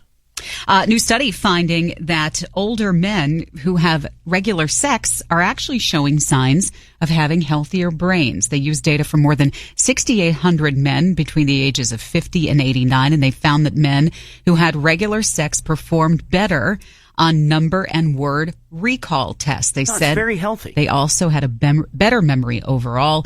They said the feel-good hormones like dopamine and oxytocin that are released are also you feel good about yourself. good for your brain. I still got it. Eagles of Death Metal, who were playing at the Bataclan Theater when terrorists burst in and killed dozens of concertgoers back in November, returning to finish the gig tonight. The sold-out show will be attended by many survivors of that massacre. Caps back at home tonight against Anze Kopitar and the LA Kings. Also, the Bears hiring former Tulane head coach Curtis Johnson to be their wide receivers coach. Prior to coaching at Tulane, he was the receivers coach for the Saints as well as at the University of Miami. Baseball, Steven Strasburg heading into the final year of his deal, and his agent Scott Boras saying that there have been no contract talks between he and the Nats.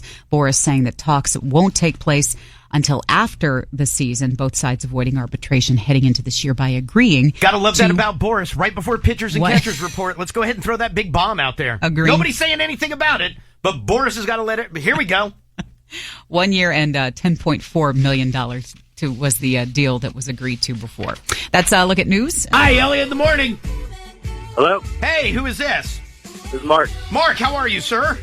Great, how are you? I am doing excellent, thank you. Mark, next Friday night, it's Elliot in the Morning's date night. We are going to take all of our winners. We are going to head to Eagle Bank Arena, and we are going to see Michael Flatley's Lord of the Dance. I would like to invite you on a date to join us, please. Sounds great. Let's go. Dude, that's going to be awesome. So listen, like I said, we'll have dinner, we'll have some drinks, and then you will get to experience the legend that is Michael. Why are you making a face, Diane? I mean that in all sincerity. There was just a little snark in your voice. No. But, Tyler, how excited am I to see Michael Flatley? What was that? No. I mean, but how many years have I said the guy would be awesome to see?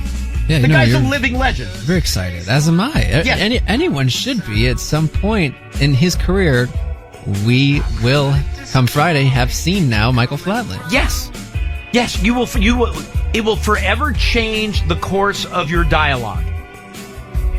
Okay, that is you will, overstated. Possibly, no, not at all. The course of my dialogue. Yes, because at some point it changes the narrative. Maybe. Yes, where they're going to say, hey, oh, look at all these greats and stuff, and you'll be able to look back and go, oh, yeah, I saw Flatley. Of course I did.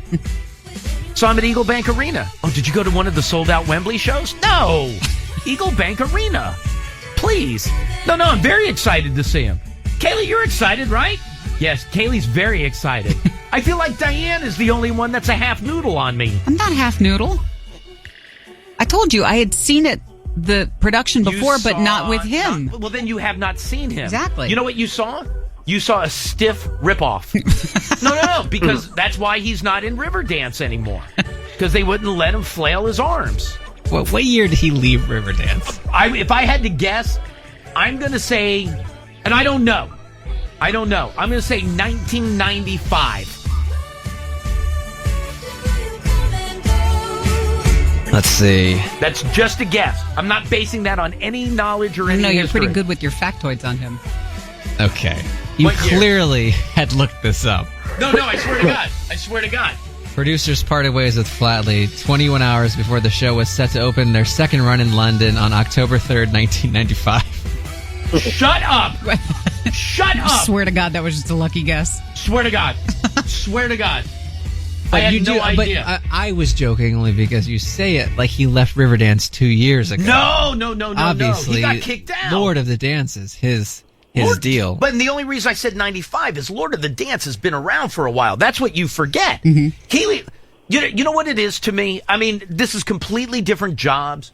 But when you think of Gary Bettman, you think of somebody who's been the commissioner of Major League Baseball, of the National Hockey League forever. And he has.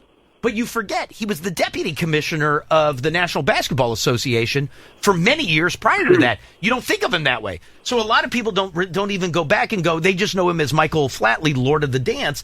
They don't even equate him with the minor leagues of Riverdance. But that's where he kind of came up and learned the ropes and was like, now let's turn this into entertainment. And all like the stuffy stodgers were like, oh, no, Mr. Flatley, arms pressed hard at the side. Only the from waist down. That's the only part that moves. Up top, very stoked. And he was like, no, let's put on a show. And he broke out and said, you know what? Fine, I'll go be Lord of the Dance. You could be River Dance.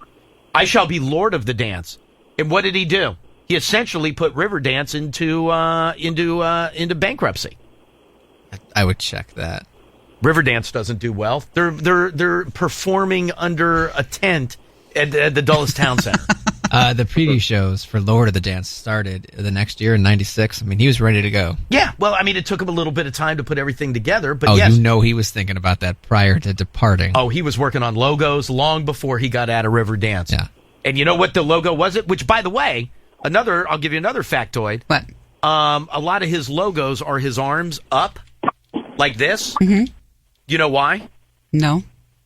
Because you couldn't do that if you were in Riverdance. You couldn't move your arms. I That's see. why his arms are up. Okay. I didn't know if he Lord was of the paying Dance. homage to somebody. or No, something. that's Usain Bolt, Diane. That was after 95. But his arms being up is almost kind of like, the only thing missing are the two middle fingers on his hands, giving it to Riverdance. But no, Riverdance is in a ton of trouble. Because Michael packed his crap up and said, you know what? And not only that, I believe he took several River dancers with him who were, I mean, there was one Flatley. There were a bunch of like Flatley minuses, but he took a couple of them with him when he was putting the piece together. And went on to become bigger than Riverdance even imagined they would ever be. Well, Riverdance didn't imagine much. You know how Riverdance started. Yeah, they closed the doors when he walked out. Know how it started. That I don't know. They performed basically during commercials of the Eurovision contest. Is that true? Yeah. Do you know what made Riverdance even matter? Michael Flatley? Bingo. That was it. That is true. That is true. Wasn't Gene Butler another dancer in Riverdance? Probably. No, But no- Flatley obviously has gone. It's been decades. Flatley's gone on to be the icon that he is. Yeah, no, there may have been other like good dancers in there, but they weren't Flatley. Flatley was the standout. He is the Lord of the Dance. He also had the biggest penis. Does. He's got a huge mule on that guy. That's one thing that I don't ever see reference when I read about Michael. Well, because your traditional Irish dance writers aren't going to cover the enormity of his penis. How do you know the name Gene Butler? Gene, The same way he knows the it was Irish dance 95. machine. Okay. Yeah, no, Gene Butler's famous. Gene Butler's famous. I'm sorry, what was the nickname?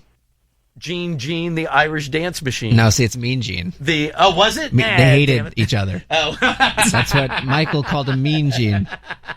Okerlund stole the nickname. Gene's a woman. The Gene Butler? Yeah. Yep. Okay. You just said he. Little known fact. Used to be a man. Yeah, no, that's true. Best That's known why for- I always knew him as a man. Best known for originating the principal female role in Riverdance. Yes. That is why I said I know it like he knows 95, because we just saw it looking up information. I don't know. I don't know who Mean Gene Butler is. So Gene Butler was a woman. Yeah. Yes. Two things. Number one, did not know that. Number two, I guarantee you Flatley had her. Guarantee you. Is he married? Is Flatley married? There's a picture of him like bending a lady over lovingly for Valentine's Day. By the way, that's how he meets people. No, and listen, I don't want to give off any intimation that we're going to even touch him. But if you met him at date night, he would bend you over almost in a dip and then pull you up and then, oh, milady. Wait, he's coming to dinner and No, I said I don't even want to intimate that. then you better be careful, No, because 'cause this I said- happened with Neil Diamond. If he did. No, and it turned out to be T-shirts. I was just very, I'm not doing T-shirts. I'm not doing T-shirts. People thought they were going to meet Neil Diamond, and it was a T-shirt. I'm not doing T-shirts for this.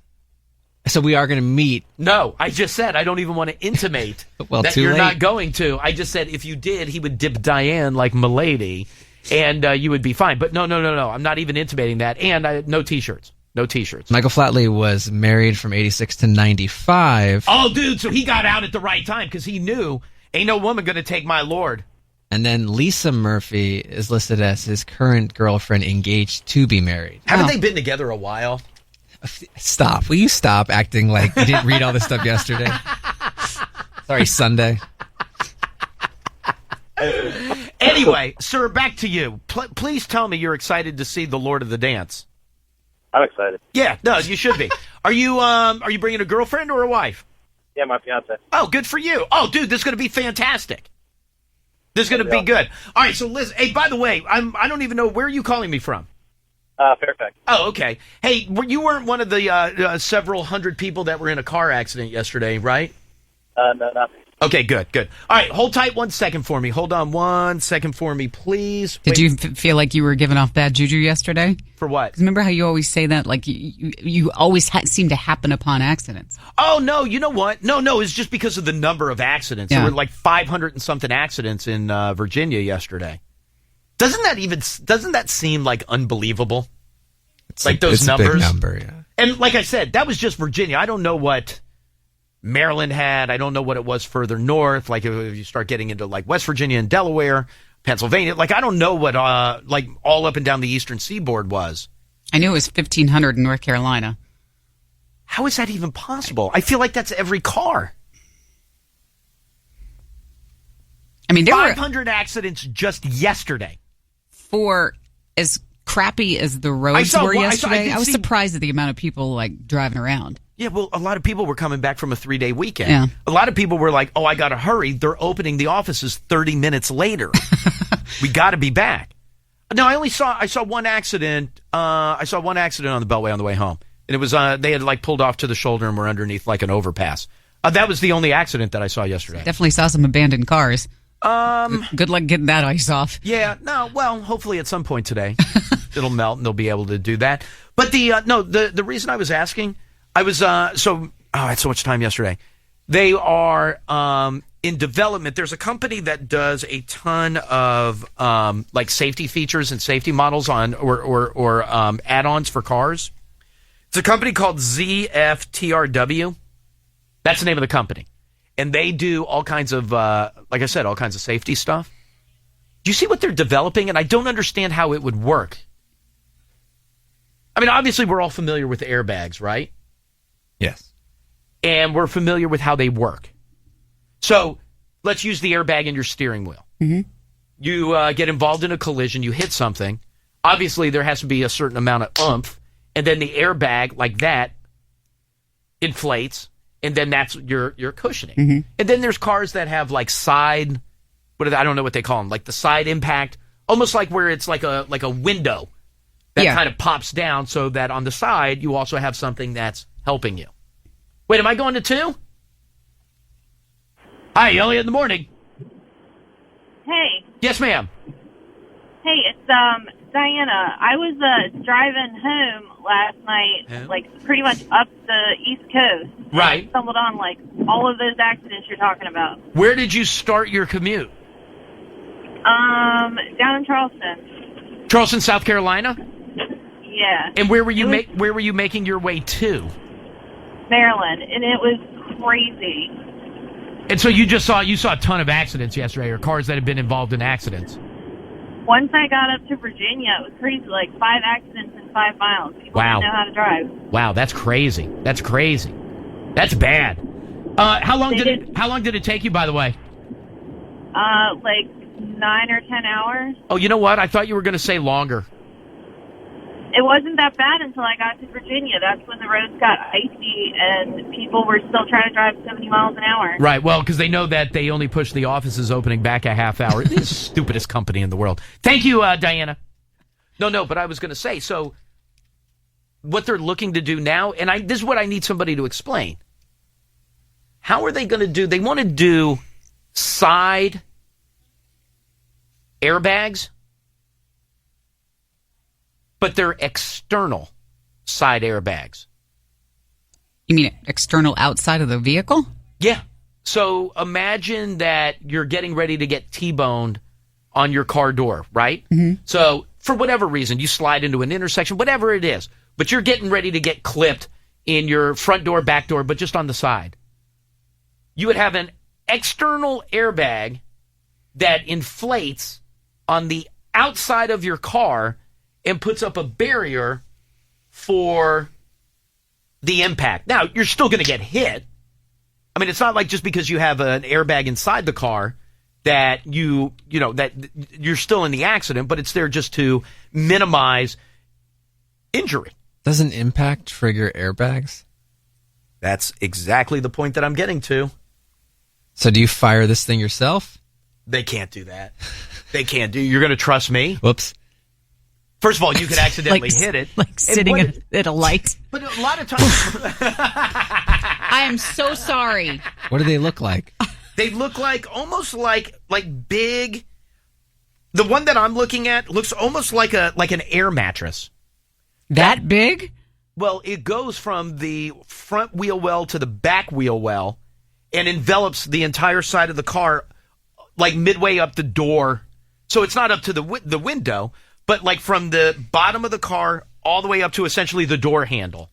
From wheel well to wheel well and up to about the door handle. How do I get that to work? Now, does it have to do with like the car's system sensing that you've spun out of control? I didn't spin out of control. Yeah, I know, but your T-bone, I can't figure how it would work in a place where you're just sitting still.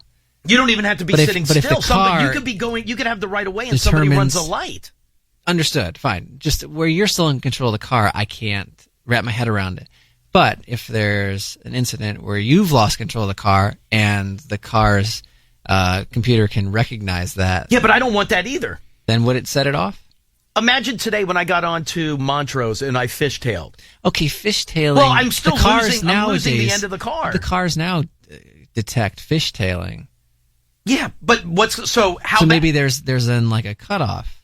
How bad do I have to lose control of my car for the airbag to come out? How is it doing it on the outside of my car? Well, you read the article. What do they say? That they're developing an airbag that's external that would blow up on the outside of your car. And I don't understand that. Like you said, there could be a lot of mishaps. Everything would be a mishap. I mean, yeah. I mean, you see how all those different features often get recalled. Okay, but yes. I pull up too close to the Wendy's window. 69 cents today in Jacksonville. 69-cent Dave single. God, I'm so envious of them. 69-cent hamburger. But yes, if you pull up to the window, but why would that set off the airbag? You're not going to be in an accident. I know, but is there like this fine line of what's going to set it off and what's not? Can you drive a car because I've never been in a car where an airbag has deployed. Jackie was in an accident once where the airbag deployed the out of the steering wheel, and I don't know the answer to this because she was taken away in an ambulance. Can you drive the car if the airbag is deployed? You're not supposed to. But can you? I don't know. So let's say we have a fender bender in the parking lot, and it's hard enough. You ram me from behind, or I back, whatever it is. But your airbag deploys. Can you still drive home, or does it kill the engine? I mean, it burns your face, and you can't get that smell out. But do you know what I mean? Like, yeah, so if my side airbag is now deployed. Well, no, you have to say external side airbag. If my external side airbag is deployed, can I drive the car? I mean, it's going to look like I've got like crap hanging out of my car. It's going to be like when you're trying to move a mattress downstairs. It looks like the car that's obviously not. That's not somebody's rendering what they think it would look like. That's from the company ZFTRW. This is from ZFTRW, yes. It looks like you ran over a big futon. Yes. And then it tried to hug your car. Yes, exactly. But can you drive with that deployed? No. I would assume not, no. So cars don't work. But we don't even know you're getting to when does it deploy? You're skipping a step. Well, it better be before I get hit, or else it's not doing me any good. Yeah, but that's what we're. I wish we had an answer to this. Well, that part I don't know. I don't know how it knows to go out, to inflate, to deploy. But yes, your steering wheel airbag deploys at impact. Your interior side airbags deploy at impact. How does the external one deploy? And I don't want to go off if I'm at Wendy's. 69-cent hamburgers today in Jacksonville. I mean, is it similar to how, like, if you've got your rear camera and you're getting too close to something, you have the beeping that progressively gets more, frantic? Okay, so let me ask you this. So now you've got, so let's put the airbag in the back, the external airbag in the back of the car. Mm-hmm. So when you start getting close to a wall and it beeps, now you know when to stop. I know, but I'm saying, is it similar? Back up. Is it similar to that, whatever sensor that it uses? I don't want to be backing into a space and my airbags go off. There's no imminent danger there. Well, naturally, but I'm talking about whatever sensors it is on the side. God forbid, what if you parallel park your car on the street and you happen to be right by the pole for the meter? Poof! How about if someone next to you in a parking lot is getting out of their car as you pull in? No, as you pull in. Yes. And you pin them against their car. All right, let me do this. Reverse. I'll pull out. Hold on. I got well, by the way, if you look at this, you can't open your door. Once that's deployed, you can't open your door. Well, the door, obviously, in a collision, it provides some sort of safety barrier. Yeah. So that's a good thing. Yeah, but I need to get out of the car. Is the car on fire? I don't know. I thought you were just parking. Well, that's what I'm saying. If it deploys while I'm parking, how am I getting out? Well, you can't because there's a person pinned between There's got to be car some sort of like internal deflate button. No, there isn't. You don't have it's an like when you're deflating your air mattress. In your, you just have to squeeze it together. Hold on. Let me just reach. My arms aren't long enough. Never mind. You're stuck. This might take a bit. Oh, well. All right, Kaylee, will you ask these people to hold? If you're on hold, don't go anywhere. Give me one quick break. I'll grab you next. It's time for the first. By the way, we were talking about Michael Flatley and date night. Don't forget, there's a ton of stuff going on this week. Coming up a little bit later on this hour, I'm going to give you tickets to go see Smashing Pumpkins with Liz Phair. And then later this morning, when we get to Diane's Dirt, you will win your tickets to see Dave Matthews Band. And then also this week, we're giving away tickets to see Sting and Peter Gabriel. You can keep up with everything, Facebook.com/EITM online. All right, Kaylee, where am I going? I need to get into my airbag, people. Line 3. Hi, Elliot, in the morning. Hey, good morning. Hey, who's this? This is Chase. Hey, what's up, Chase? Hey, I got some insight on this whole airbag situation. I was in a car accident when I was younger. Me and some friends were doing some less desirable things and ended up running into a side of my buddy's house, and the airbags deployed. So you can actually drive after airbags are deployed. So wait a minute. So you guys lost control of the car. You hopped the curb or whatever it was, and then drove into the side of the house? Yeah, it ran right into the side of my buddy's house, and all the airbags inside deployed. Now, did you guys just have the front air? These are all internal airbags, but did you have the front ones went off? Yep, yeah, there was just the front ones. We didn't have the side airbags or anything. Right. But we were able to basically just cut off the airbag, and you could still drive the car. Obviously, we got some funny stares when people saw it, but. Hey, so is that the deal that if you're, and by the way, this all started because there's a company that's developing external side airbags, and I'll get to that in a second. But so is that the deal with internal airbags, is that you can drive the vehicle if you cut them out? The older ones, you could either stuff them back in, or you could just cut them off. It didn't actually disable the engine itself. Now, these newer ones, there's so many different computers. I haven't had an opportunity to wreck a newer vehicle yet. Right. But, fingers crossed. Today could be the day. With this weather, who knows? Right. But some insight on this external airbag thing. Yes. There's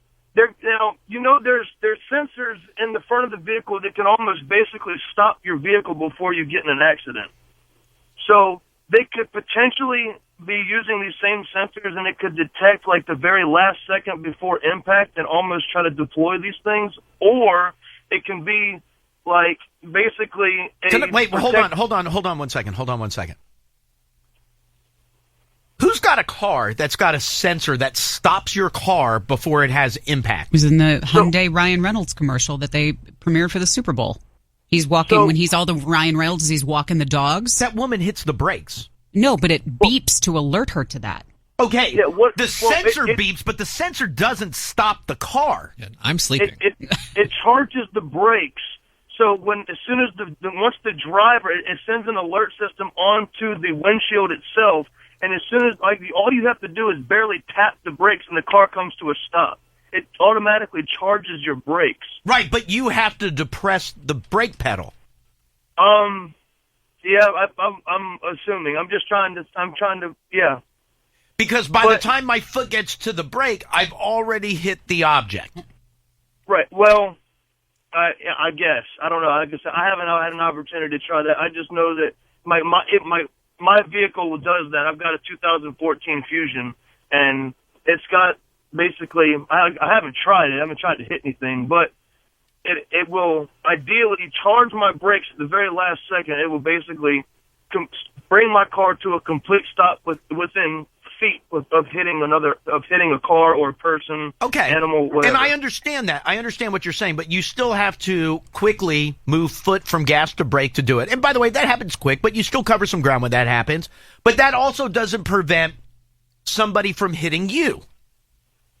Right. And with these, let me finish, with these external side airbags, I don't know about you, but I have not been in a lot of accidents where I struck somebody, meaning another car, with the side of my car.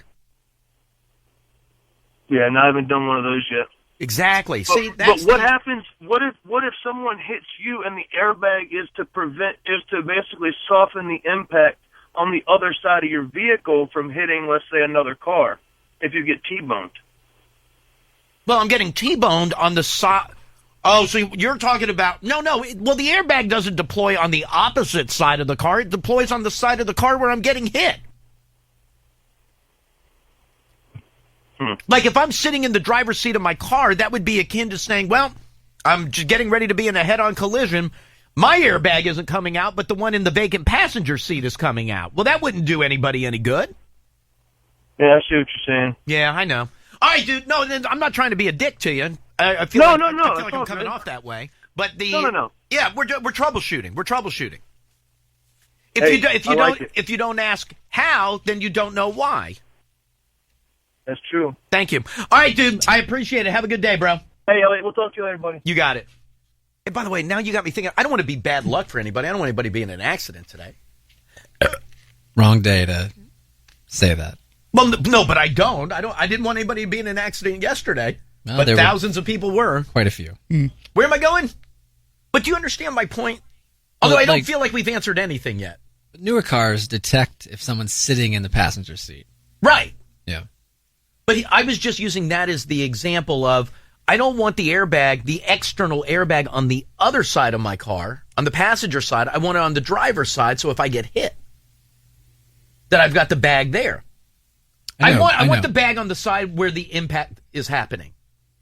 Yeah, but if there's sensors, he sort of, if his theory is right about how it's going to work, it sort of makes sense about the sensors they use for detection already on cars. So when I walk by the side of your car, it's going to set off the airbag? Well, I haven't figured out parking lots yet, or street parking. Or, but that goes to... Brew-through. I'm pinned up against the wall. It's like Cecily Strong when she found out that Beyonce turned black. That goes to, like, there's a reason that your steering wheel airbag doesn't deploy when somebody walks in front of your car. The sensor here is that there has to be an impact for that to deploy. But if it's just going on the sensors, I can walk by the side of your car, and the next thing you know, you're deploying an airbag. Can you, though? That doesn't seem like that would be the case. Well, if the only way it's going to go off is on impact, then it's too late to get the airbag up after there's been impact. Aren't the sensors good enough or better than like that elementary school motion detector I had that I'd put in the hallway? No. That would sense anything? Is any sensor on your car better than that? No. I believe they are. No, they really aren't. But the only time airbags are going off is after impact. But I'm talking about, I don't have a car with this new technology where it senses or can stop the car or accident prevention. I don't have that. But that's what I'm referring to. I'm not talking about the current airbag technology. Well, your car isn't going to stop itself because somebody walks in front of the car. It may give you a beep, right? but you still got to get your foot over to the brake. And if you're my friend Handicap Vince, I got to pick my leg up and I got to move it to the brake. It doesn't matter. He shouldn't But be the driving. car isn't going to stop itself. Now, the ones that drive themselves are, but my car doesn't drive itself. And it definitely doesn't airbag itself on the outside because it's anticipating an accident. Here we go. Here are all the people that I thought were going to come out earlier when you said that the original margarita was frozen. Yeah, well, it is the preferred margarita, but yes, go ahead. BMW, Volvo, this is from Michael. BMW, Volvo, Mercedes, and even the new Chevy Malibu will fully stop the car. No, it won't. How do you know? What kind of time? To prevent the collision. Oh, but... Or at least slow the car down to lessen the severity. Fully stop it, that Michael writes. I can have my car doing 90 miles an hour. And you can and as I'm riding down the road, you can take like a fake cow and walk it in front of my car. And my car will come to a perfect, complete stop prior to hitting that cow. Well, it depends. Doc writes detections based on speed. So the answer is no. So, yeah, okay. You know what? Congratulations. If you're doing a mile an hour, the car won't deploy. Or won't I stop. think it's the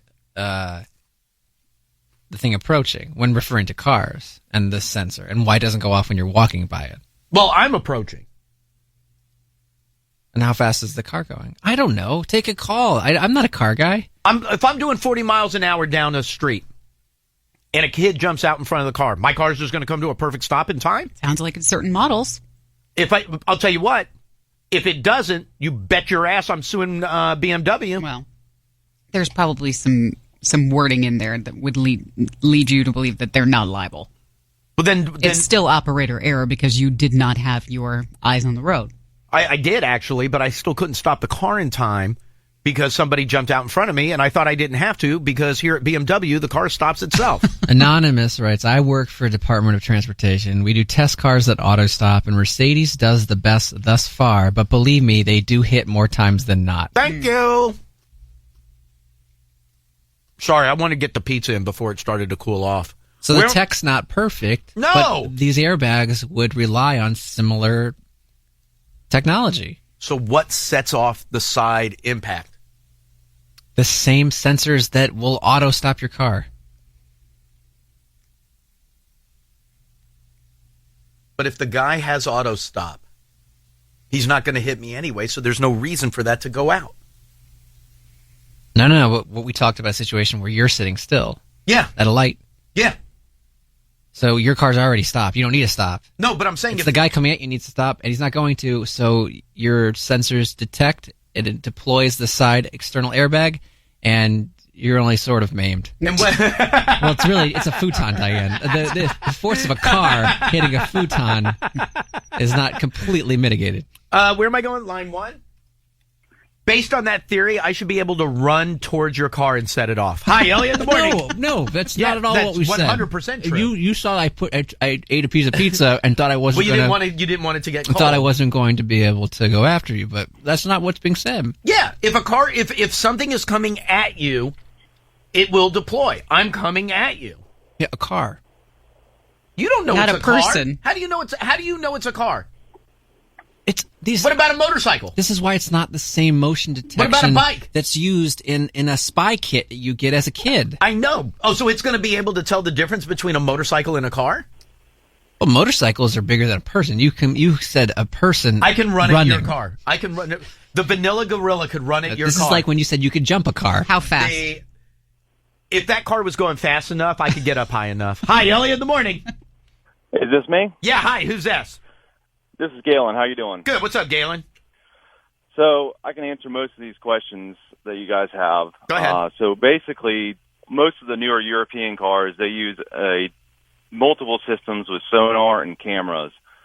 And all of it is a program that's inside a control unit in the car that basically detects the speed, the size of the vehicle, and also detects what the current vehicle movement is, like the yaw sensor, so it can determine if there's imminent danger, it can deploy the airbags. And the airbags actually deploy at the same time as the incident due to those certain sensors. There's also pressure sensors that determine the severity of the accident.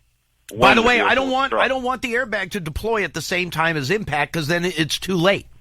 Well, it happens milliseconds before. It's all timed and it's all programmed. Right. So it takes into account for the sonar system how fast the vehicle's traveling, and it uses cameras as well as predetermined of the size of the vehicle or the speed. It also, a lot of cars on the front sonar, you're driving down the road, it can give you warnings of, it says in front of you, if it's nighttime, there's some of the newer ones, there's night vision, says, hey, there's an object up front, and it will actually zoom in and show you, and you can see a deer, you can see a person, you can see this hundreds of yards ahead. In your car? In your car. Dude, that's awesome! But this is usually mostly on higher-end cars, so that stuff hasn't trickled down yet. But by the way, I don't want a warning that goes off that tells me there's something 300 yards down the road. You would never drive. Well, like I said, this is usually on all this new technology. It changes as that actually gets into your everyday cars. But most of these cars that have all this type of technology, these are cars that are $80,000, $100,000. So eventually, most of the systems that are with all the kinks worked out will go into your Toyotas and your Hondas and et cetera. But you understand my point. If that buzzer went off every time a deer 300 yards down the road crossed the street, either A, you would get so used to it's like a speed detector in your car. You hear it often enough, you don't pay attention to it. Certainly, it could get annoying, but it's also something if you drive down a back road and there's tons of deer and you know this, just like your park distance sensors, there's a button you can disable it if you want to. All right, so they thought of that. That way, it's not going off all the time, and you want to rip your dash out. Right. So every car now is going to have to, in order to have these external airbags, is going to have sonar and cameras.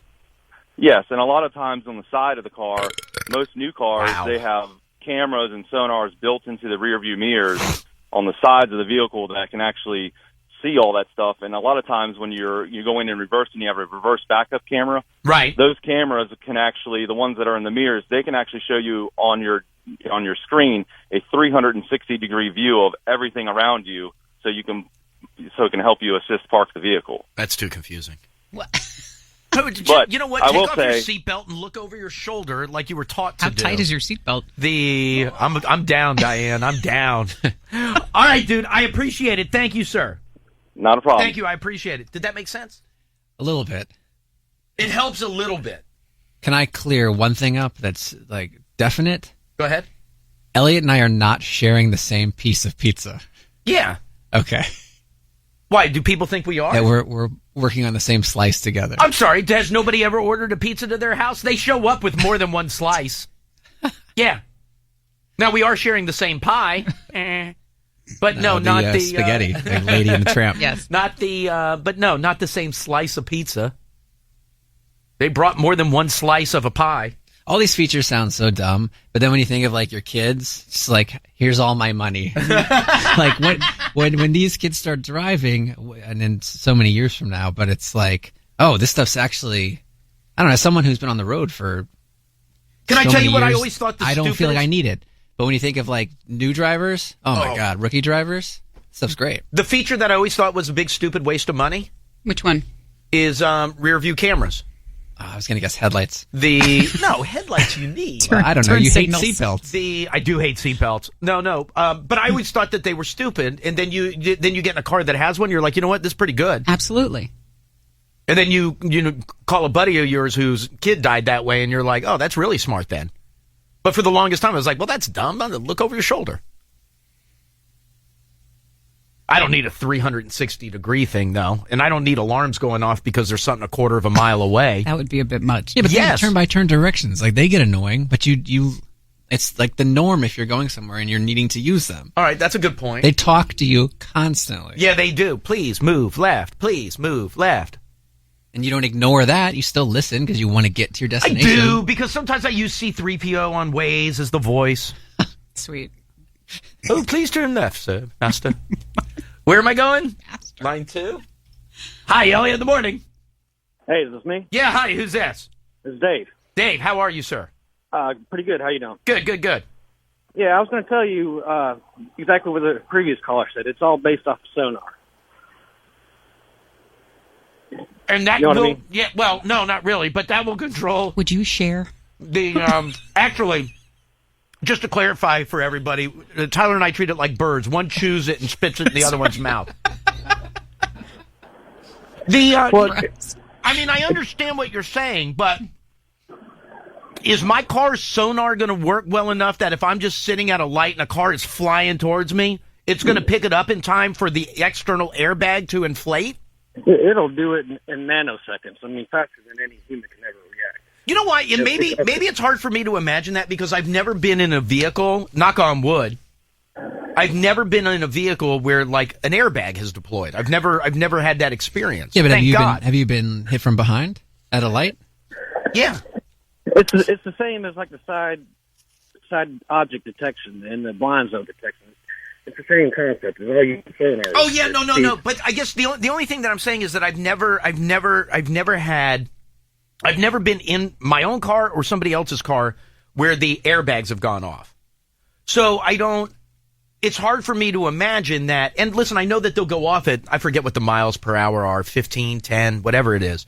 It's hard for me to imagine that. It'll go off in a 10-mile-per-hour crash. What's the minimum? Have you ever had an airbag go off? Oh, that's right. Kaylee went under the truck, but because there was no impact at the very front of your car, the airbag didn't go off. I mean, they must open like that. Absolutely.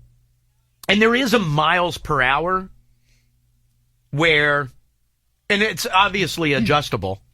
If you're going 10 and the car is ramming you with its reverse lights on, then at 20, then obviously it's going to go. But there has to be a speed where you generate enough impact for it to go off.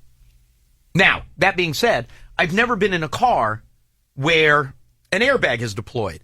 So I can't imagine that if I have the right of way and I'm going through an intersection and a car that's doing 80 miles an hour comes flying down the road and hits me, in my head, I don't know how there's enough time for this giant inflatable futon to blow up in time to stop me from getting hurt in the accident.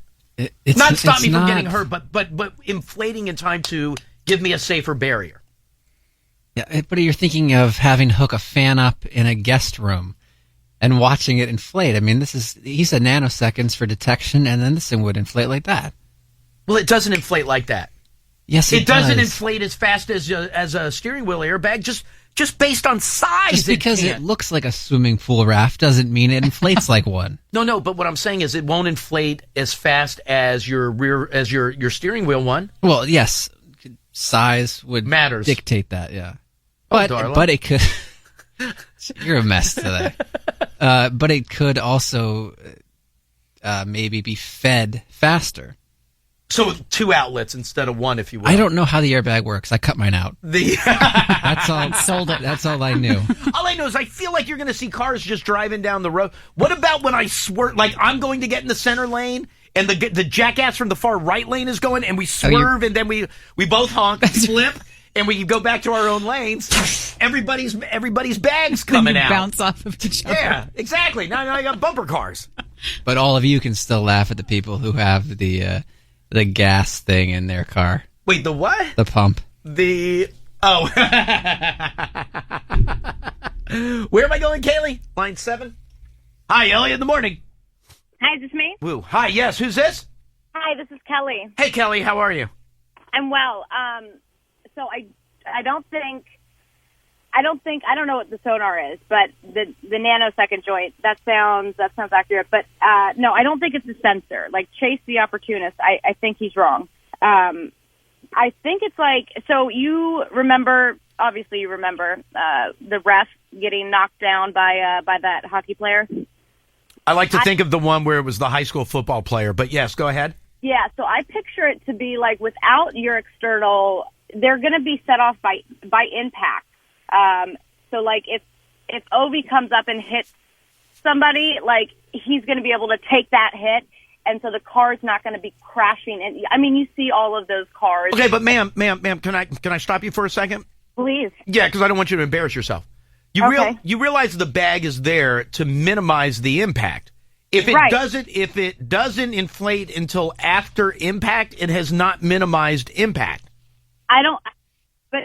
But if you don't have anything there, that impact is going right.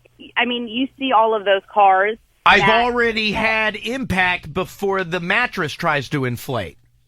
But I think it's as the guy said before, that it's inflating like as it's happening. It's not after. It's like as it's happening. No, but to push it back. It's not as it's happening. It's not simultaneous. Impact, and then it inflates. Now, it may be nanoseconds apart, but do me a favor, if you would, okay? Mm-hmm. Are you in a car? I am. I'm parked. Okay. Clap your hands together. All right. All right? Right. Are they together? Yeah, they're together. All right. And when you clap, keep your hands together. So clap and then keep your hands stuck together. You ready? Yeah. Okay, go. Now put something between them. You can't because they're already stuck together.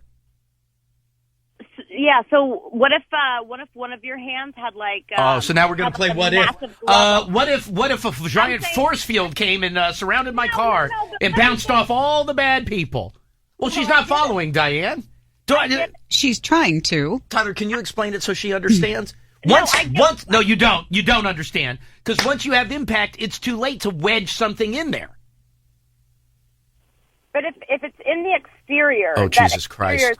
I feel like it's helping to not crush the car into. So when you see the cars, the whole side was completely crushed in. So like it doesn't matter if that person was wearing the seatbelt or they're so your external one is on the other side of the car. Yeah, I'm imagining it to be on the outer of the most exterior point. So when it hits, you're still going to get in a car accident. You're still going to get hit, but it's giving this barrier so that the car, you're getting T-boned and it's not crushed. Which one of us is confused? Which one of us is confused? It's her, right? Well, I can't say that you have a decent grasp of the topic. But I understand that it has to inflate prior to impact. We're just troubleshooting. For this. No, you're not troubleshooting, ma'am. Even if it lessens the severity. You can't, because the futon is going to blow underneath the car that's hitting you. It's not doing it. Other than maybe it gives it a lift, and now the nose of your car is coming in through my windows. Is it different when your face turns beet red? My blood is boiling because did you use Diane's hair dye? My blood's boiling. I'm not mad at you, ma'am. I'm trying to help you understand, but you're not letting it in. I think if there's one thing we have determined is that ma'am, not understanding the steer. you don't understand impact. You don't understand impact. What everyone agrees on, yes, or it seemed like that before this call, right, is that the steering wheel airbags are impact based. Yes, obviously. The side external airbags would have to be sensor based. Not according to this lady. She's saying it can be post impact. Well, I just thought That's like saying that you're going to put your hand up to catch the ball after it hits you in the face. Oh, it's like Diane at the Mystics game. I apologize for the attitude. No, there's no attitude, but she's not thinking. No, Diane's angry at me. When Diane first said the sensor thing, I was like, okay, yeah, that's exactly how it is. But then you completely problem solve that by saying no, if I parallel park, then it's gonna So I immediately was like, yeah, it can't be sensors because. I mean, if you run by the car, it's going to deflate. If you're swerving, Well, we're going to find out when I play that game of run up to cars in the parking lot. Right. So that's how we'll find out. So it's got to be this super quick, right on impact kind of pushback. Right. No. That it's after. Yeah. No. Sorry about that. That's wrong. That's wrong. Okay. All right. Very good. Very good. You know what? I'm glad I helped you because you would have walked around all day being ridiculous. Yeah, maybe. Yeah. You're welcome. Thank you so much. All right, you're fine. Go tell everybody at work you talked to that dick on the radio this morning. No, she shouldn't feel that. I love you. She shouldn't feel that way at all. We had a very good conversation. We did. No, I love you too. Me and my sister, we wake up just to hear you guys. Beautiful. All right, very good. It was nice talking to you. Thank you, ma'am. Yep, bye. You got it. Talk to you later. Remember the cyclist's airbag? Yeah. It was like an invisible helmet that that's right. inflated It was like yes, and like yes, wrapped yeah. the head in bubble wrap. Yes. Remember hearing about that? Yes. I feel like this will be the last time we hear about this. Probably. And the next time there's something similar, they'll say, remember the external side airbags? Remember that? Look like a futon. All right, let me do this. Let me take a quick break. It's Elliot in the morning. Elliot in the morning.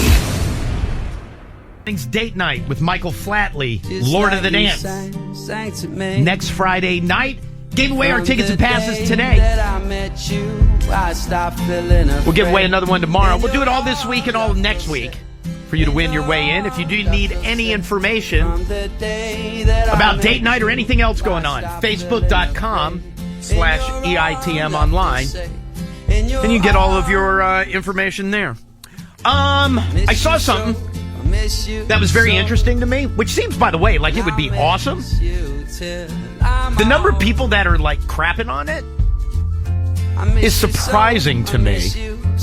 There's a mall in Shanghai that is opening a slide, like a slide, but it's enclosed.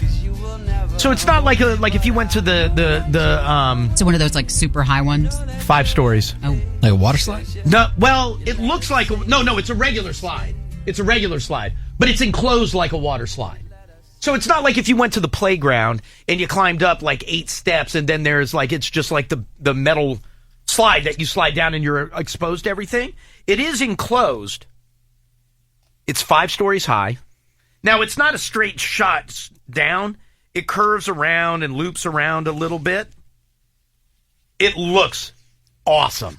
It looks like so much fun. And are you like sliding? No, I mean like are you sitting on something or are you just going? You know what? That I don't know. That's a great question.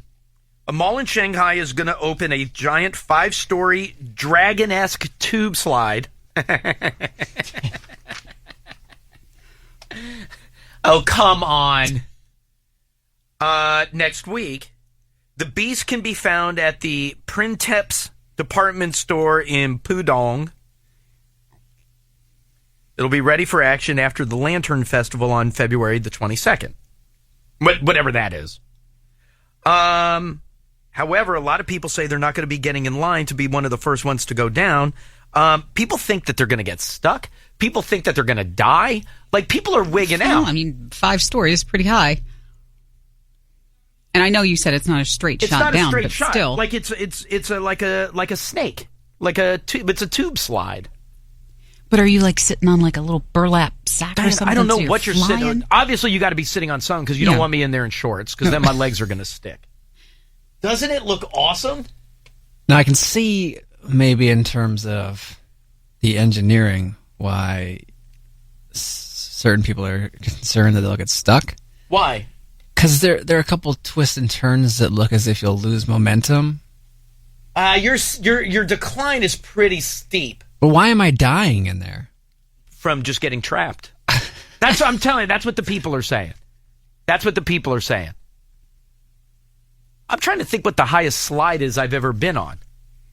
Like even in the small ones on playgrounds, because this is meant for all. This is all ages. All adult ages. to youth. Yes, like but the playground slides, some are bigger, and I'll get in them, and then you get stuck, but you don't anticipate. It looks like it's but those are also designed. The drop is steep enough. A lot of those are designed strictly for kids, for the most part. Yes. So this is designed for an adult, but will also accept a kid. There's your difference. But I could still see.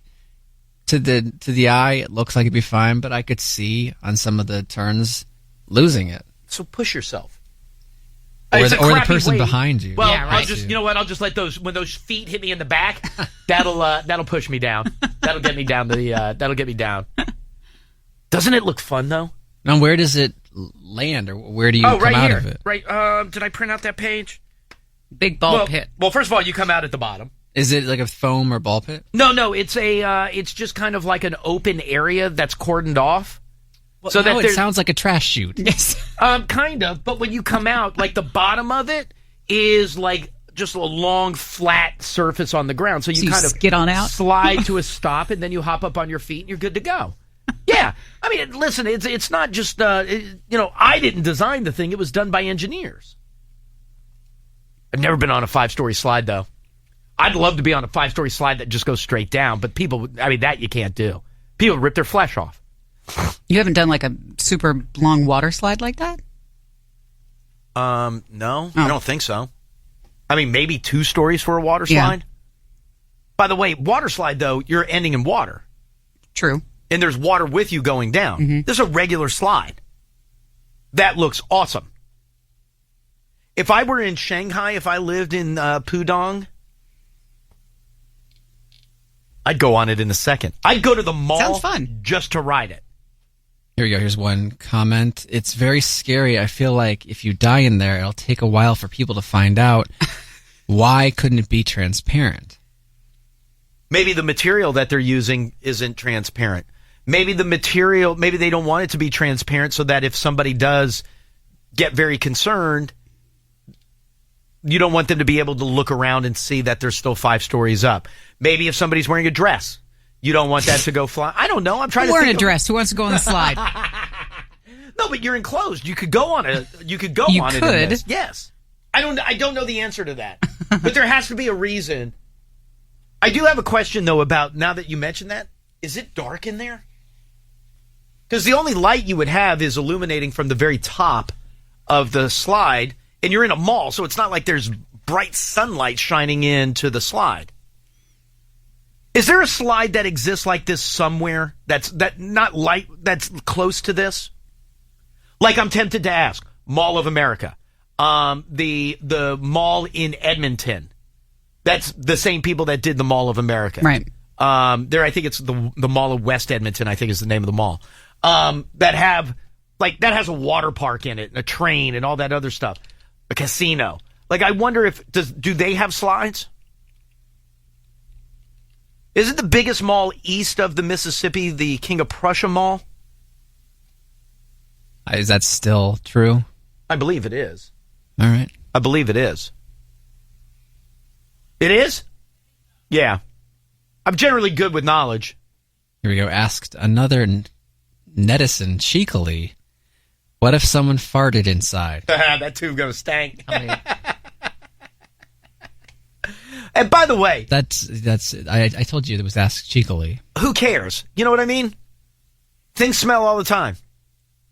My lighting is a better concern than the smell. This is a comment that would concern me. By the way, somebody's going to tish and smear. What? Go ahead. Gross. That's the comment. Is it really? No. I am sure it would be safe if safe standards are applied. Problem is that this is China we're talking about, so corners were surely cut. All right, that's got a little bit of a concern behind it. Are the Chinese notorious for cutting corners on safety? Like outside of escalators? I forgot about that. I don't know why you're laughing so much. No, because bad things happen there. Mostly death. But I forgot about the escalator thing. Yeah. Okay, but that's one incident. It's not like they cut. It was a summer's worth of incidents. Okay, but that was a design issue or something. Or just lack of attention to it. But you can't blame an escalator incident and say the entire country shortcuts safety. They were mostly in malls. That's a good point, too. I'm sorry, line 5? Hello? Hi. Yeah, I'm right here. Hello? Hey. Yes, sir. So I've been on a 10-story slide in St. Louis. There's a place called the City Museum where they took a bunch of junk from the city and they built like an adult playground, basically. You don't have to look it up, but there's a 10-story slide in there that goes from the top of the building all the way down to like the basement. Water or dry? It's dry. It's dry and partially enclosed, and some of it's open, but it's kind of like a trash chute that they turned into a slide that goes from the top all the way down. And it's 10 stories high? 10 stories, yeah. Take a look at it. Look it up online. Oh, here we go. City Museum. City Museum. Yes. I'm looking right at it. Have you, that's pretty cool. That's very cool. But the fact that it turns the whole time, you go pretty slow all the way down it. Oh, really? Yeah. Is it meant for kids or is it meant for adults?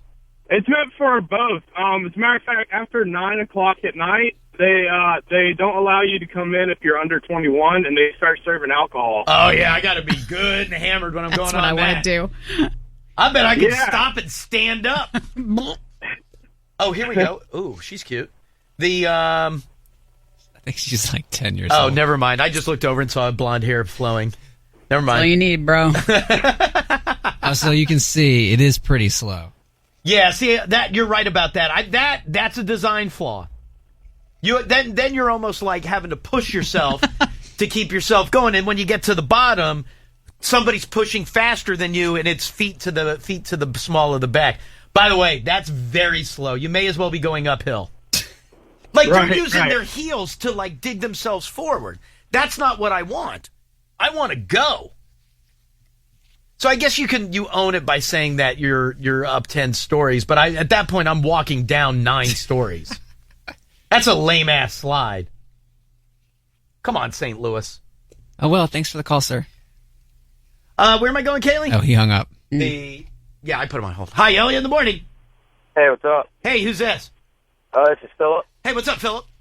Hey, just to put it in perspective, do you know how high 5 stories is in feet? Yeah, about 55. It's 50. Well, it's about 48 feet. Oh. So it's not really that high if you think about it for a slide. Hey, when was the last time you were on a 48-foot slide? Say it again? When was the last time you were on a 50-foot slide?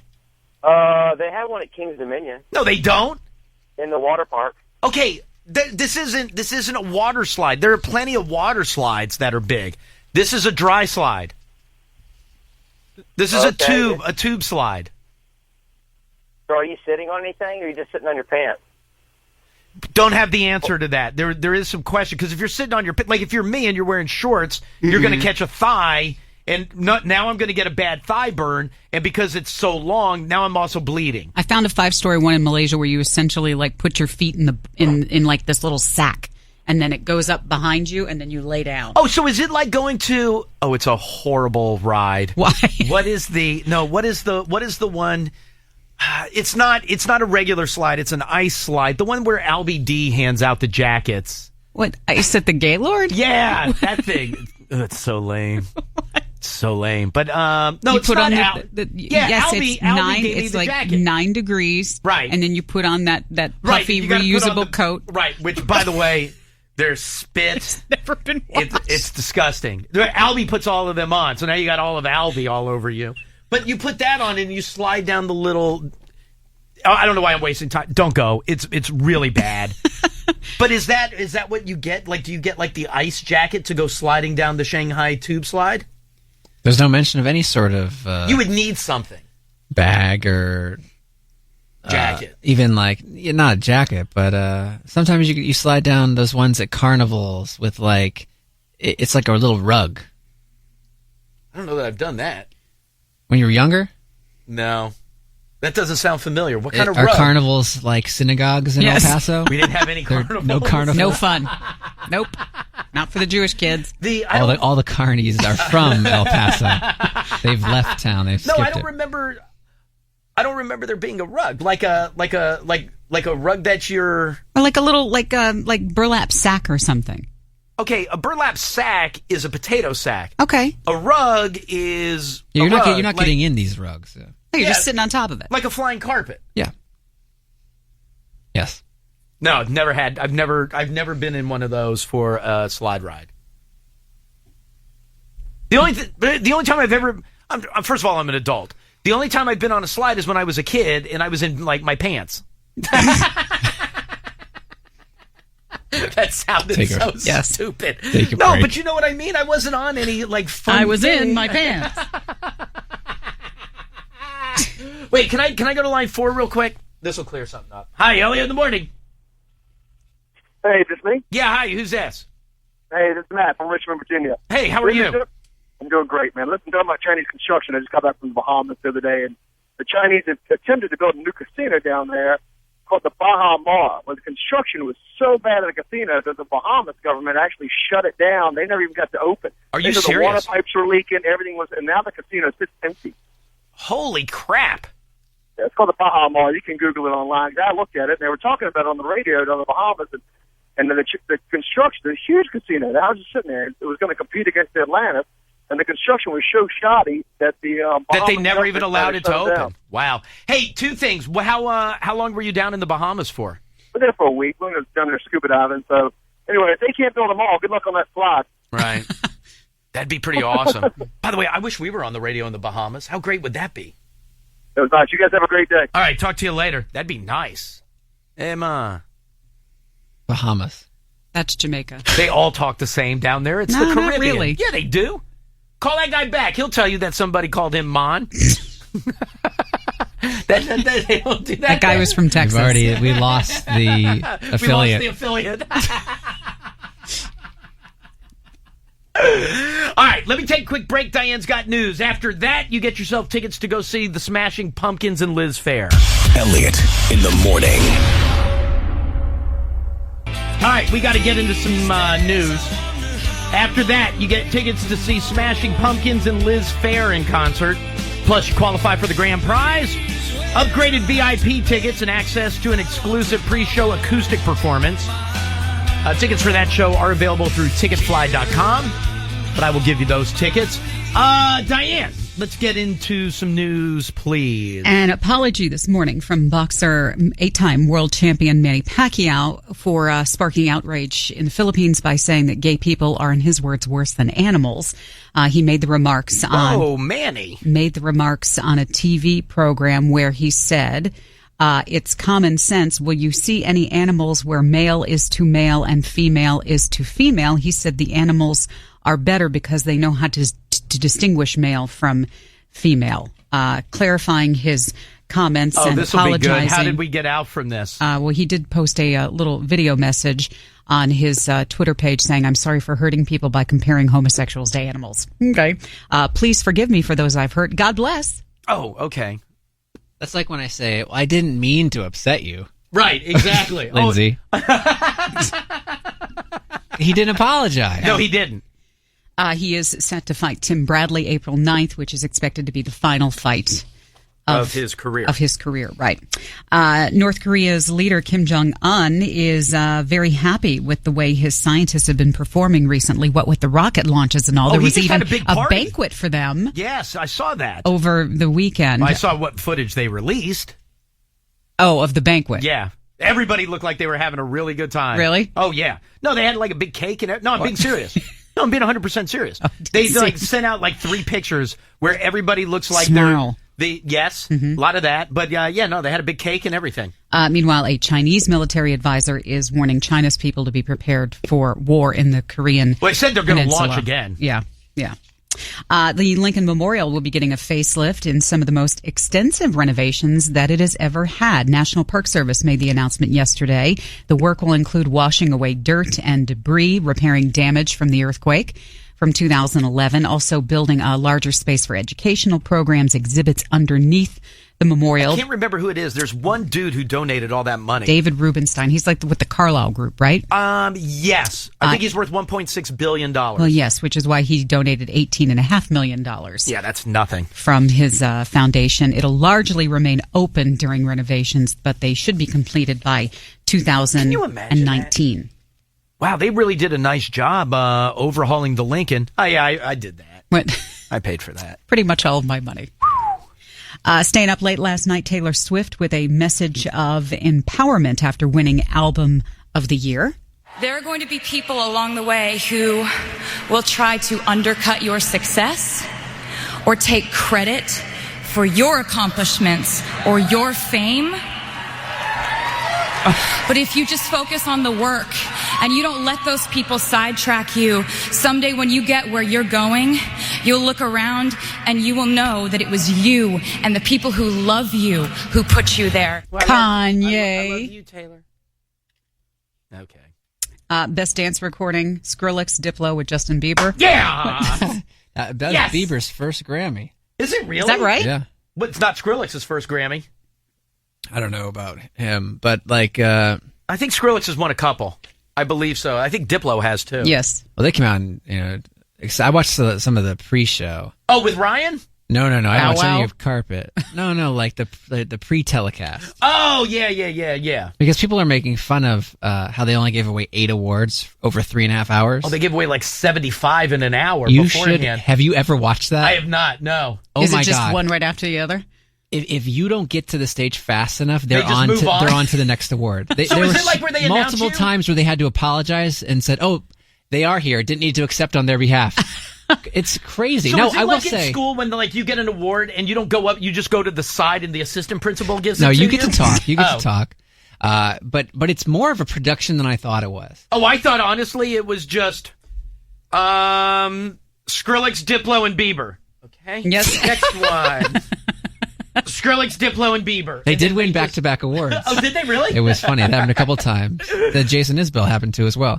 But yeah, they fly through, and especially the kind of the wave they get on. If Right. there's been 2 or 3 that aren't there, my gosh. Do they bring out new presenters, or is it the same presenters? Every 15 minutes they switch. So they kind of have these categories. It's not just like rock music. Right.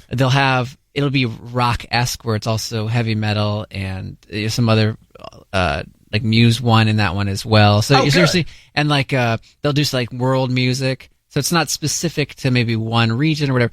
Anyway, so it was definitely a whirlwind. I've never watched it before, but it was. But you know what? That makes sense now because Yeah. when Ryan would be talking to people, they would say like, "Oh, congratulations, you already won 3 awards," and then Pharrell would go like, "Yeah, it's been a good night," and then that would be it. I'd be like, "I don't even." Pharrell wasn't there for the pre-show. It's funny, all the people that win that you know are like performing. You're like, they're there. Maybe they're getting ready, but it's Right. like, come on, you're there. The best was, well, not the best because Chris Adler, Randy, and company lost the award, but Ghost won, and they were not even in the venue yet. And of course, they were all the makeup, You've got, Right. like Papa, Meredith, and the nameless ghouls or whatever. So they're ready to move on, and here comes what looks like a Halloween party down the aisle past all these people dressed in their gowns. Were they funny. cool in their acceptance or no? Yeah, he was just like, all right, everyone party. That's it. It's a strange group. Hey, did like anybody the 5th lead singer during the like the telecast, the part that was on TV, right? Not what you were watching, but like the real. I watched the Real No, as no, well. but I'm not talking about Not during the that show, The part. Real. I watched the Grammys. The Real wasn't bad yesterday. We watched No, it. no, the Real Grammys on CBS. Did you guys see Lee a couple of times in the audience? My friend Lee Leipzner. I did not know. Did you see him? I saw. What was he like? Seated up front? He's got to be close. Yeah, as president of a record company. I know, but was he? I feel like who they was he showed s- him twice. Oh, I you don't- did? I feel like I did. Saw Azoff. It could have been. Well, yeah, no, I saw Azoff. I believe he was presented with an award. I saw Clive Davis at one point, but I don't know. I mean, I know who Irving Azoff is. I know who Clive Davis is, but I know Lee Leipzner, and I feel like they showed him at one point. He would have gone, right? Yeah, it would make sense. Yeah, you would think so. Did anybody from his label win? Somebody from Columbia won. I'm trying to think. I know Atlantic Records did great. Oh, that's Craig. The no, that's Take different that. Astros. I'm sorry. Yes, go ahead. Best Spoken Word album went to Jimmy Carter, A Full Life Reflections at 90. Good for Jimmy. And Best Comedy Album, Louis C.K. Live at Madison Square Garden. Oh, there you go. Bob Dylan won for Best Historical Album. Tony Bennett. My friend Lee only has old men on his label. People in California worried about roving mountain lions and what they've been doing to people's pets. The areas around Los Angeles, actually all throughout the entire state of California, the Department of Fish and Wildlife there saying out of 83 mountain lions that were legally killed last year, and then they had their stomach contents analyzed, more than half were found to have eaten cats, dogs, or other domestic animals. Holy Only crap. 5% were eating deer, which is That's what they're really supposed to eat. what they're supposed to be eating. Other animals in the news, the Toronto Zoo putting out some new pictures of their baby polar bear. Oh, that's awesome. 3 months old now, going through some new snow that fell there. So I guess that was a first. Well, they were shipping snow in for the pandas. Yeah, 17 pounds now, but they said that... was it those panda bears for some panda bears for Valentine's Day? This sounds lame.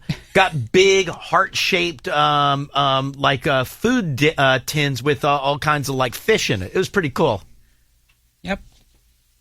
People sent it to me. The Caps back home tonight. I sought it out. Against the LA Kings. People waiting to see what will become of Brooks Orpik to see if he makes his return to the lineup tonight. Tampa Bay Lightning putting out a statement yesterday saying that they would not be trading Steven Stamkos prior to the February 29th trade deadline. I wonder who the Caps are going to get. Defensemen. Maybe some depth defensemen. We'll see. Also, the Sabres suspending Evander Although Kane. I do know of one deal that they're trying to float. I can't say, but I can't. Actually, you know what? That was a dick move. I should have never even brought that up. But I do know somebody that they're trying to deal. I don't know what they're trying to get, but I know who they're trying to deal to get it done. Whew. I shouldn't have said that, though. That's dick, because I can't follow through with it. All right, we're still meeting Michael Flatley, though, right? Why do you do this? No, I shouldn't. confuse No. people and upset them. What? No, I just said I should not have said that. I should not have said that. Why doesn't that enter your head before you say it? Well, I don't think that quick. Jackie. No. No. Well, because I'm not saying anything wrong. I just can't. My filter is only for wrong things. Okay. So I can say that, but I just shouldn't have said that. Your filter is only for wrong things. Yes, I shouldn't have. Yeah, like I filter out like not cussing. So I filter out wrong things, but saying that I know of a deal that they're trying to do is actually a right thing, but it's so open-ended and ambiguous that it's a dick move. Here we go.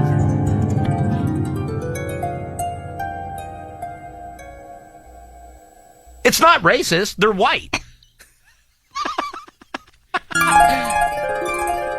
Now, out of context,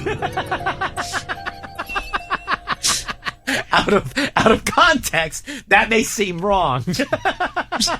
Shouldn't have said that. Evander Kane from the Sabres suspended for a game for skipping practice, so he's not going to be playing tonight against Ottawa. That is all correct. hammered NBA All-Star He weekend. was at the celebration. Yes. Steven Strasburg heading into the final year of his deal, and Scott Boras saying that there have been no contract talks between he and the Nationals. Talks won't take place until after the season is done. By the way, the office is opened at 9. Did nobody come in? Because there's no light on in the hallway. It's really dark. Well, that's on motion sensor. So nobody has walked down the hallway in well over a half hour. Nobody's here? Did they not see the email? By the way, do you want to do some research for me? That was sent out by the general manager. He doesn't live in D.C. Can you see if he's here? Never mind, I'll do it. You don't have to get in trouble. All right. That's a look at news and sports. Stop by a participating Wendy's and purchase your 2016 Frosty Key Tag for just $1. Show your Frosty Key Tag anytime you make a purchase from the Wendy's menu, and you get a free Junior Frosty through December 31st, 2016. Proceeds will benefit the St. Jude Children's Research Hospital. I was about to get my stomach stapled, and then I realized I'm the only one that can change me. 12 weeks later, I lost 47 pounds. No stomach surgery was necessary. Join Gold's Gym now with zero enrollment, no contract, and a free 12-week plan. Call 800-99-GOLDS. I'm Dan Schreider, president of Sandy Spring Bank.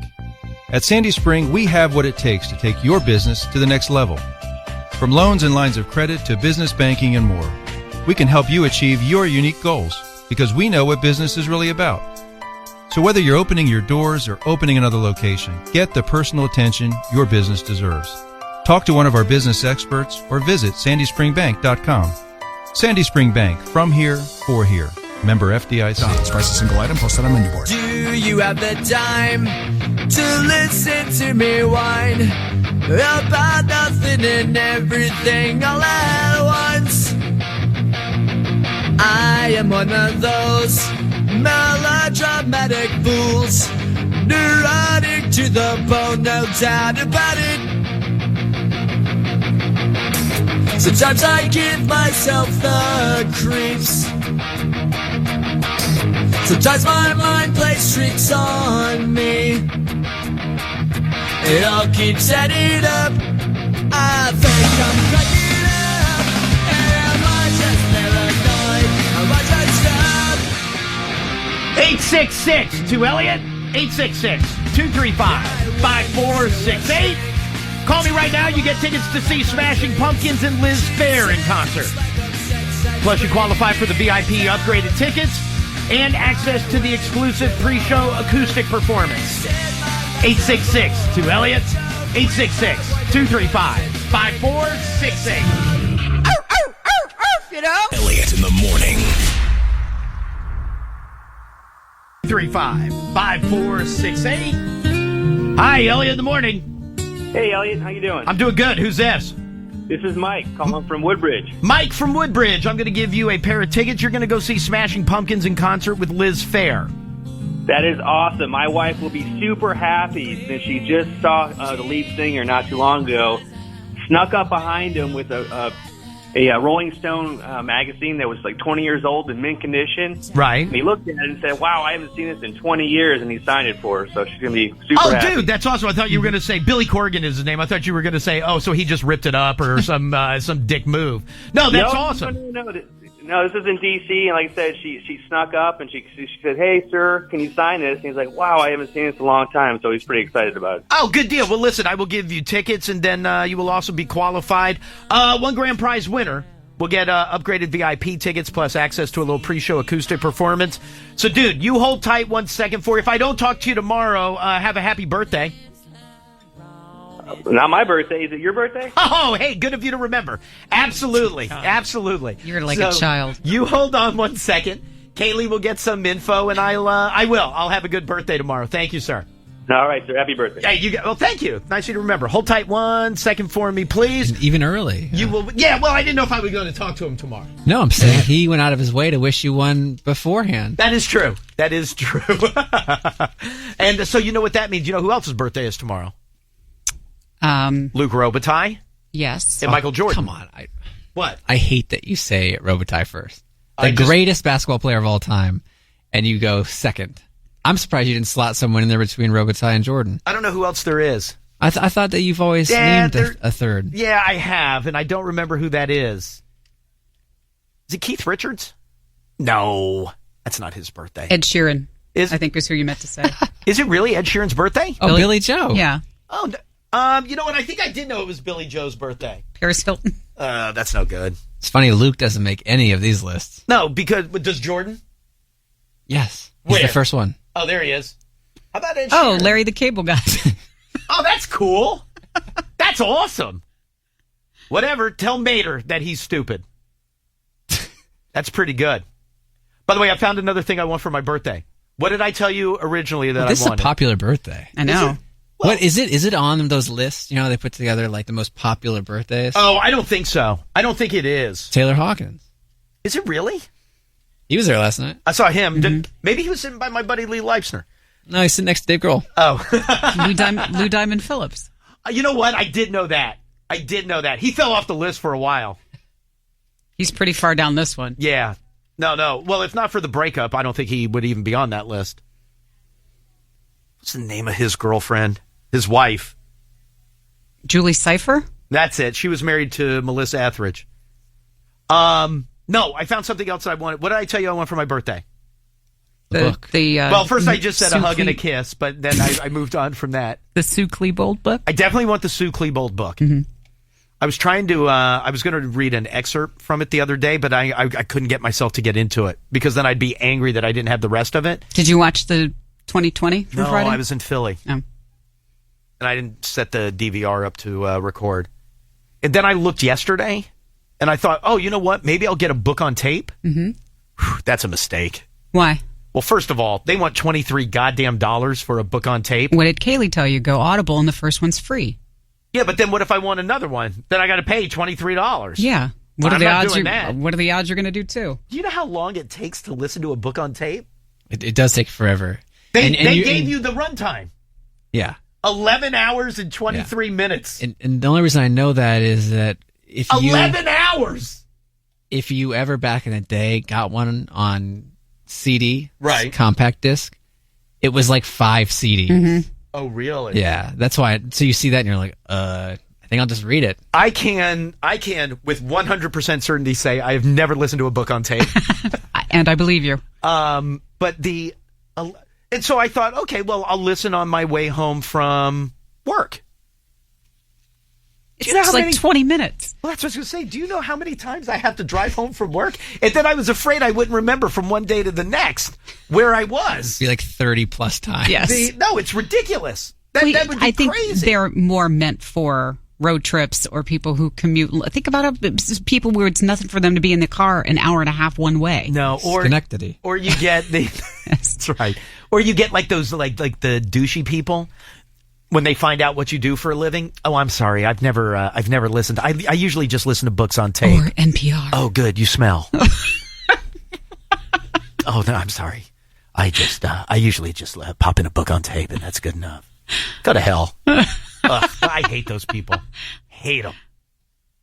But that's an I don't know why, but I figured, I'll listen to the book on the way home. Whew, 12 hours. Oh my God. First of all, any desire I ever had of like being the voice of a book on tape, you got to read that out loud for 12 and you know you're making mistakes. Multiple takes. Oh my God. I think that would be an awesome job. Remember Kreischer talked about it. It was miserable. Yeah, he said it was awful. Okay, but Kreischer, he's probably he also not the can't right read. personality for that. No, he said that. He doesn't read You well. talk about that you struggle reading. I read so slow. But in this case, you're supposed to read every word aloud. Perfect. So you'd actually be suited for it. This may be the perfect job. No, but you can't like read with like any tone or inflection. You just have to read the words. Like, because you don't want to steer somebody into what they're doing. You mean for those who narrate them? Yeah. You're supposed to read monotone and not have any inflection? For the most part. That's not true. That is true. Remember, what was the Alex Cross book that we were in? Where Morgan Freeman read our name. I'm doing impersonation, but I don't do a good Morgan Freeman. No? No. Give it a whirl. That's what I was trying to avoid. Have you done a book on tape? Have I ever read one? Like, no, I know you haven't to been one? the voice of one. Honestly, there was... You would be good at that. You have a good voice for a book on tape. Thank you. I would not be good at that. I think we did one back in the day, and it was because we were driving to Myrtle. Right. And to avoid me having a gun up to my head, because I hate being in the car that long, that was the entertainment, and it actually made the trip go by much more quickly. That was the entertainment. Well, that's a long-ass drive. That doesn't seem entertaining. Diane, 12 hours to get through the Klebold book. And have you ever done one, or did you get those 5 discs and be like, this is the most ridiculous thing ever? No, I've seen how many discs are in an audiobook. I think that's what the kids call it. I'm sorry, I've never heard your show. I usually just listen to books on tape. Yeah. Good. You smell. Why do they smell? Because every one of those people smells like mothballs. Like, who's that piece of garbage from WTOP? What's his name? He's retired forever ago. The smell isn't gone. What was his name? Madigan? Bob Madigan. That's right. Because I used to say it was like you took a Madigan in your pants. Ugh. Where am I going? Now it's the grizzly pecker there is, what's the traffic guy? Bob Marburg. Woo. Man, he's an angry SOB. I'm Grizzly Pecker. Hi, Elliot in the morning. Hello? Yeah, hi. Oh, here they come. This is the first time I've ever heard the show. Normally I... no, I listen to the show daily, every morning. Oh, yes. But when the show's over, I listen to books on tape because I drive around all day for my job. Think about that. Somebody who's in the car all day. Okay, that makes sense. Yeah. That makes sense. I would agree. After we go off the air, it's all garbage. In the past year, I've listened to over a month's worth of time in audiobooks. Do you say that you've read all of those? Like, if somebody says, how many books have you read? Do you go like, I don't know, I probably read like 12, 13 this year? No, I classify them as different. I listen to audiobooks. I read regular books. I do both. When I get home, I read. When I'm in the car, I listen. Whoa, dude. That's ain't you got a television? Yeah, do you ever watch like television for fun? Sometimes. When hockey's on, when the Caps play. Yeah, you can watch other teams, too. I would watch any game before I would pick up a book. All right, dude. I appreciate it. Thank you, my friend. Yeah, not a problem. Hey, later, bro. Yes, Tyler. This is Mary on Twitter. I chose here we go. I chose Game of Thrones as my first Audible book. I think I made it to chapter 6 before I abandoned it. How long are those books on tape? Oh, they have to be forever. They're probably 18, 19 hours. Roar, said the dragon. Okay, see, now Diane's making fun. You're mocking what people love. Yeah, exactly. Exactly. That's why I take it back. You can't read these books. What? Because they don't Just read them that's like that. Not my genre. I can appreciate people doing. Well, what books on genre is yours? Not. She moved her hand No. down his thigh. No, that would make me feel creepy. That would make you feel creepy? Yeah. That would make me get all horny. See, that I would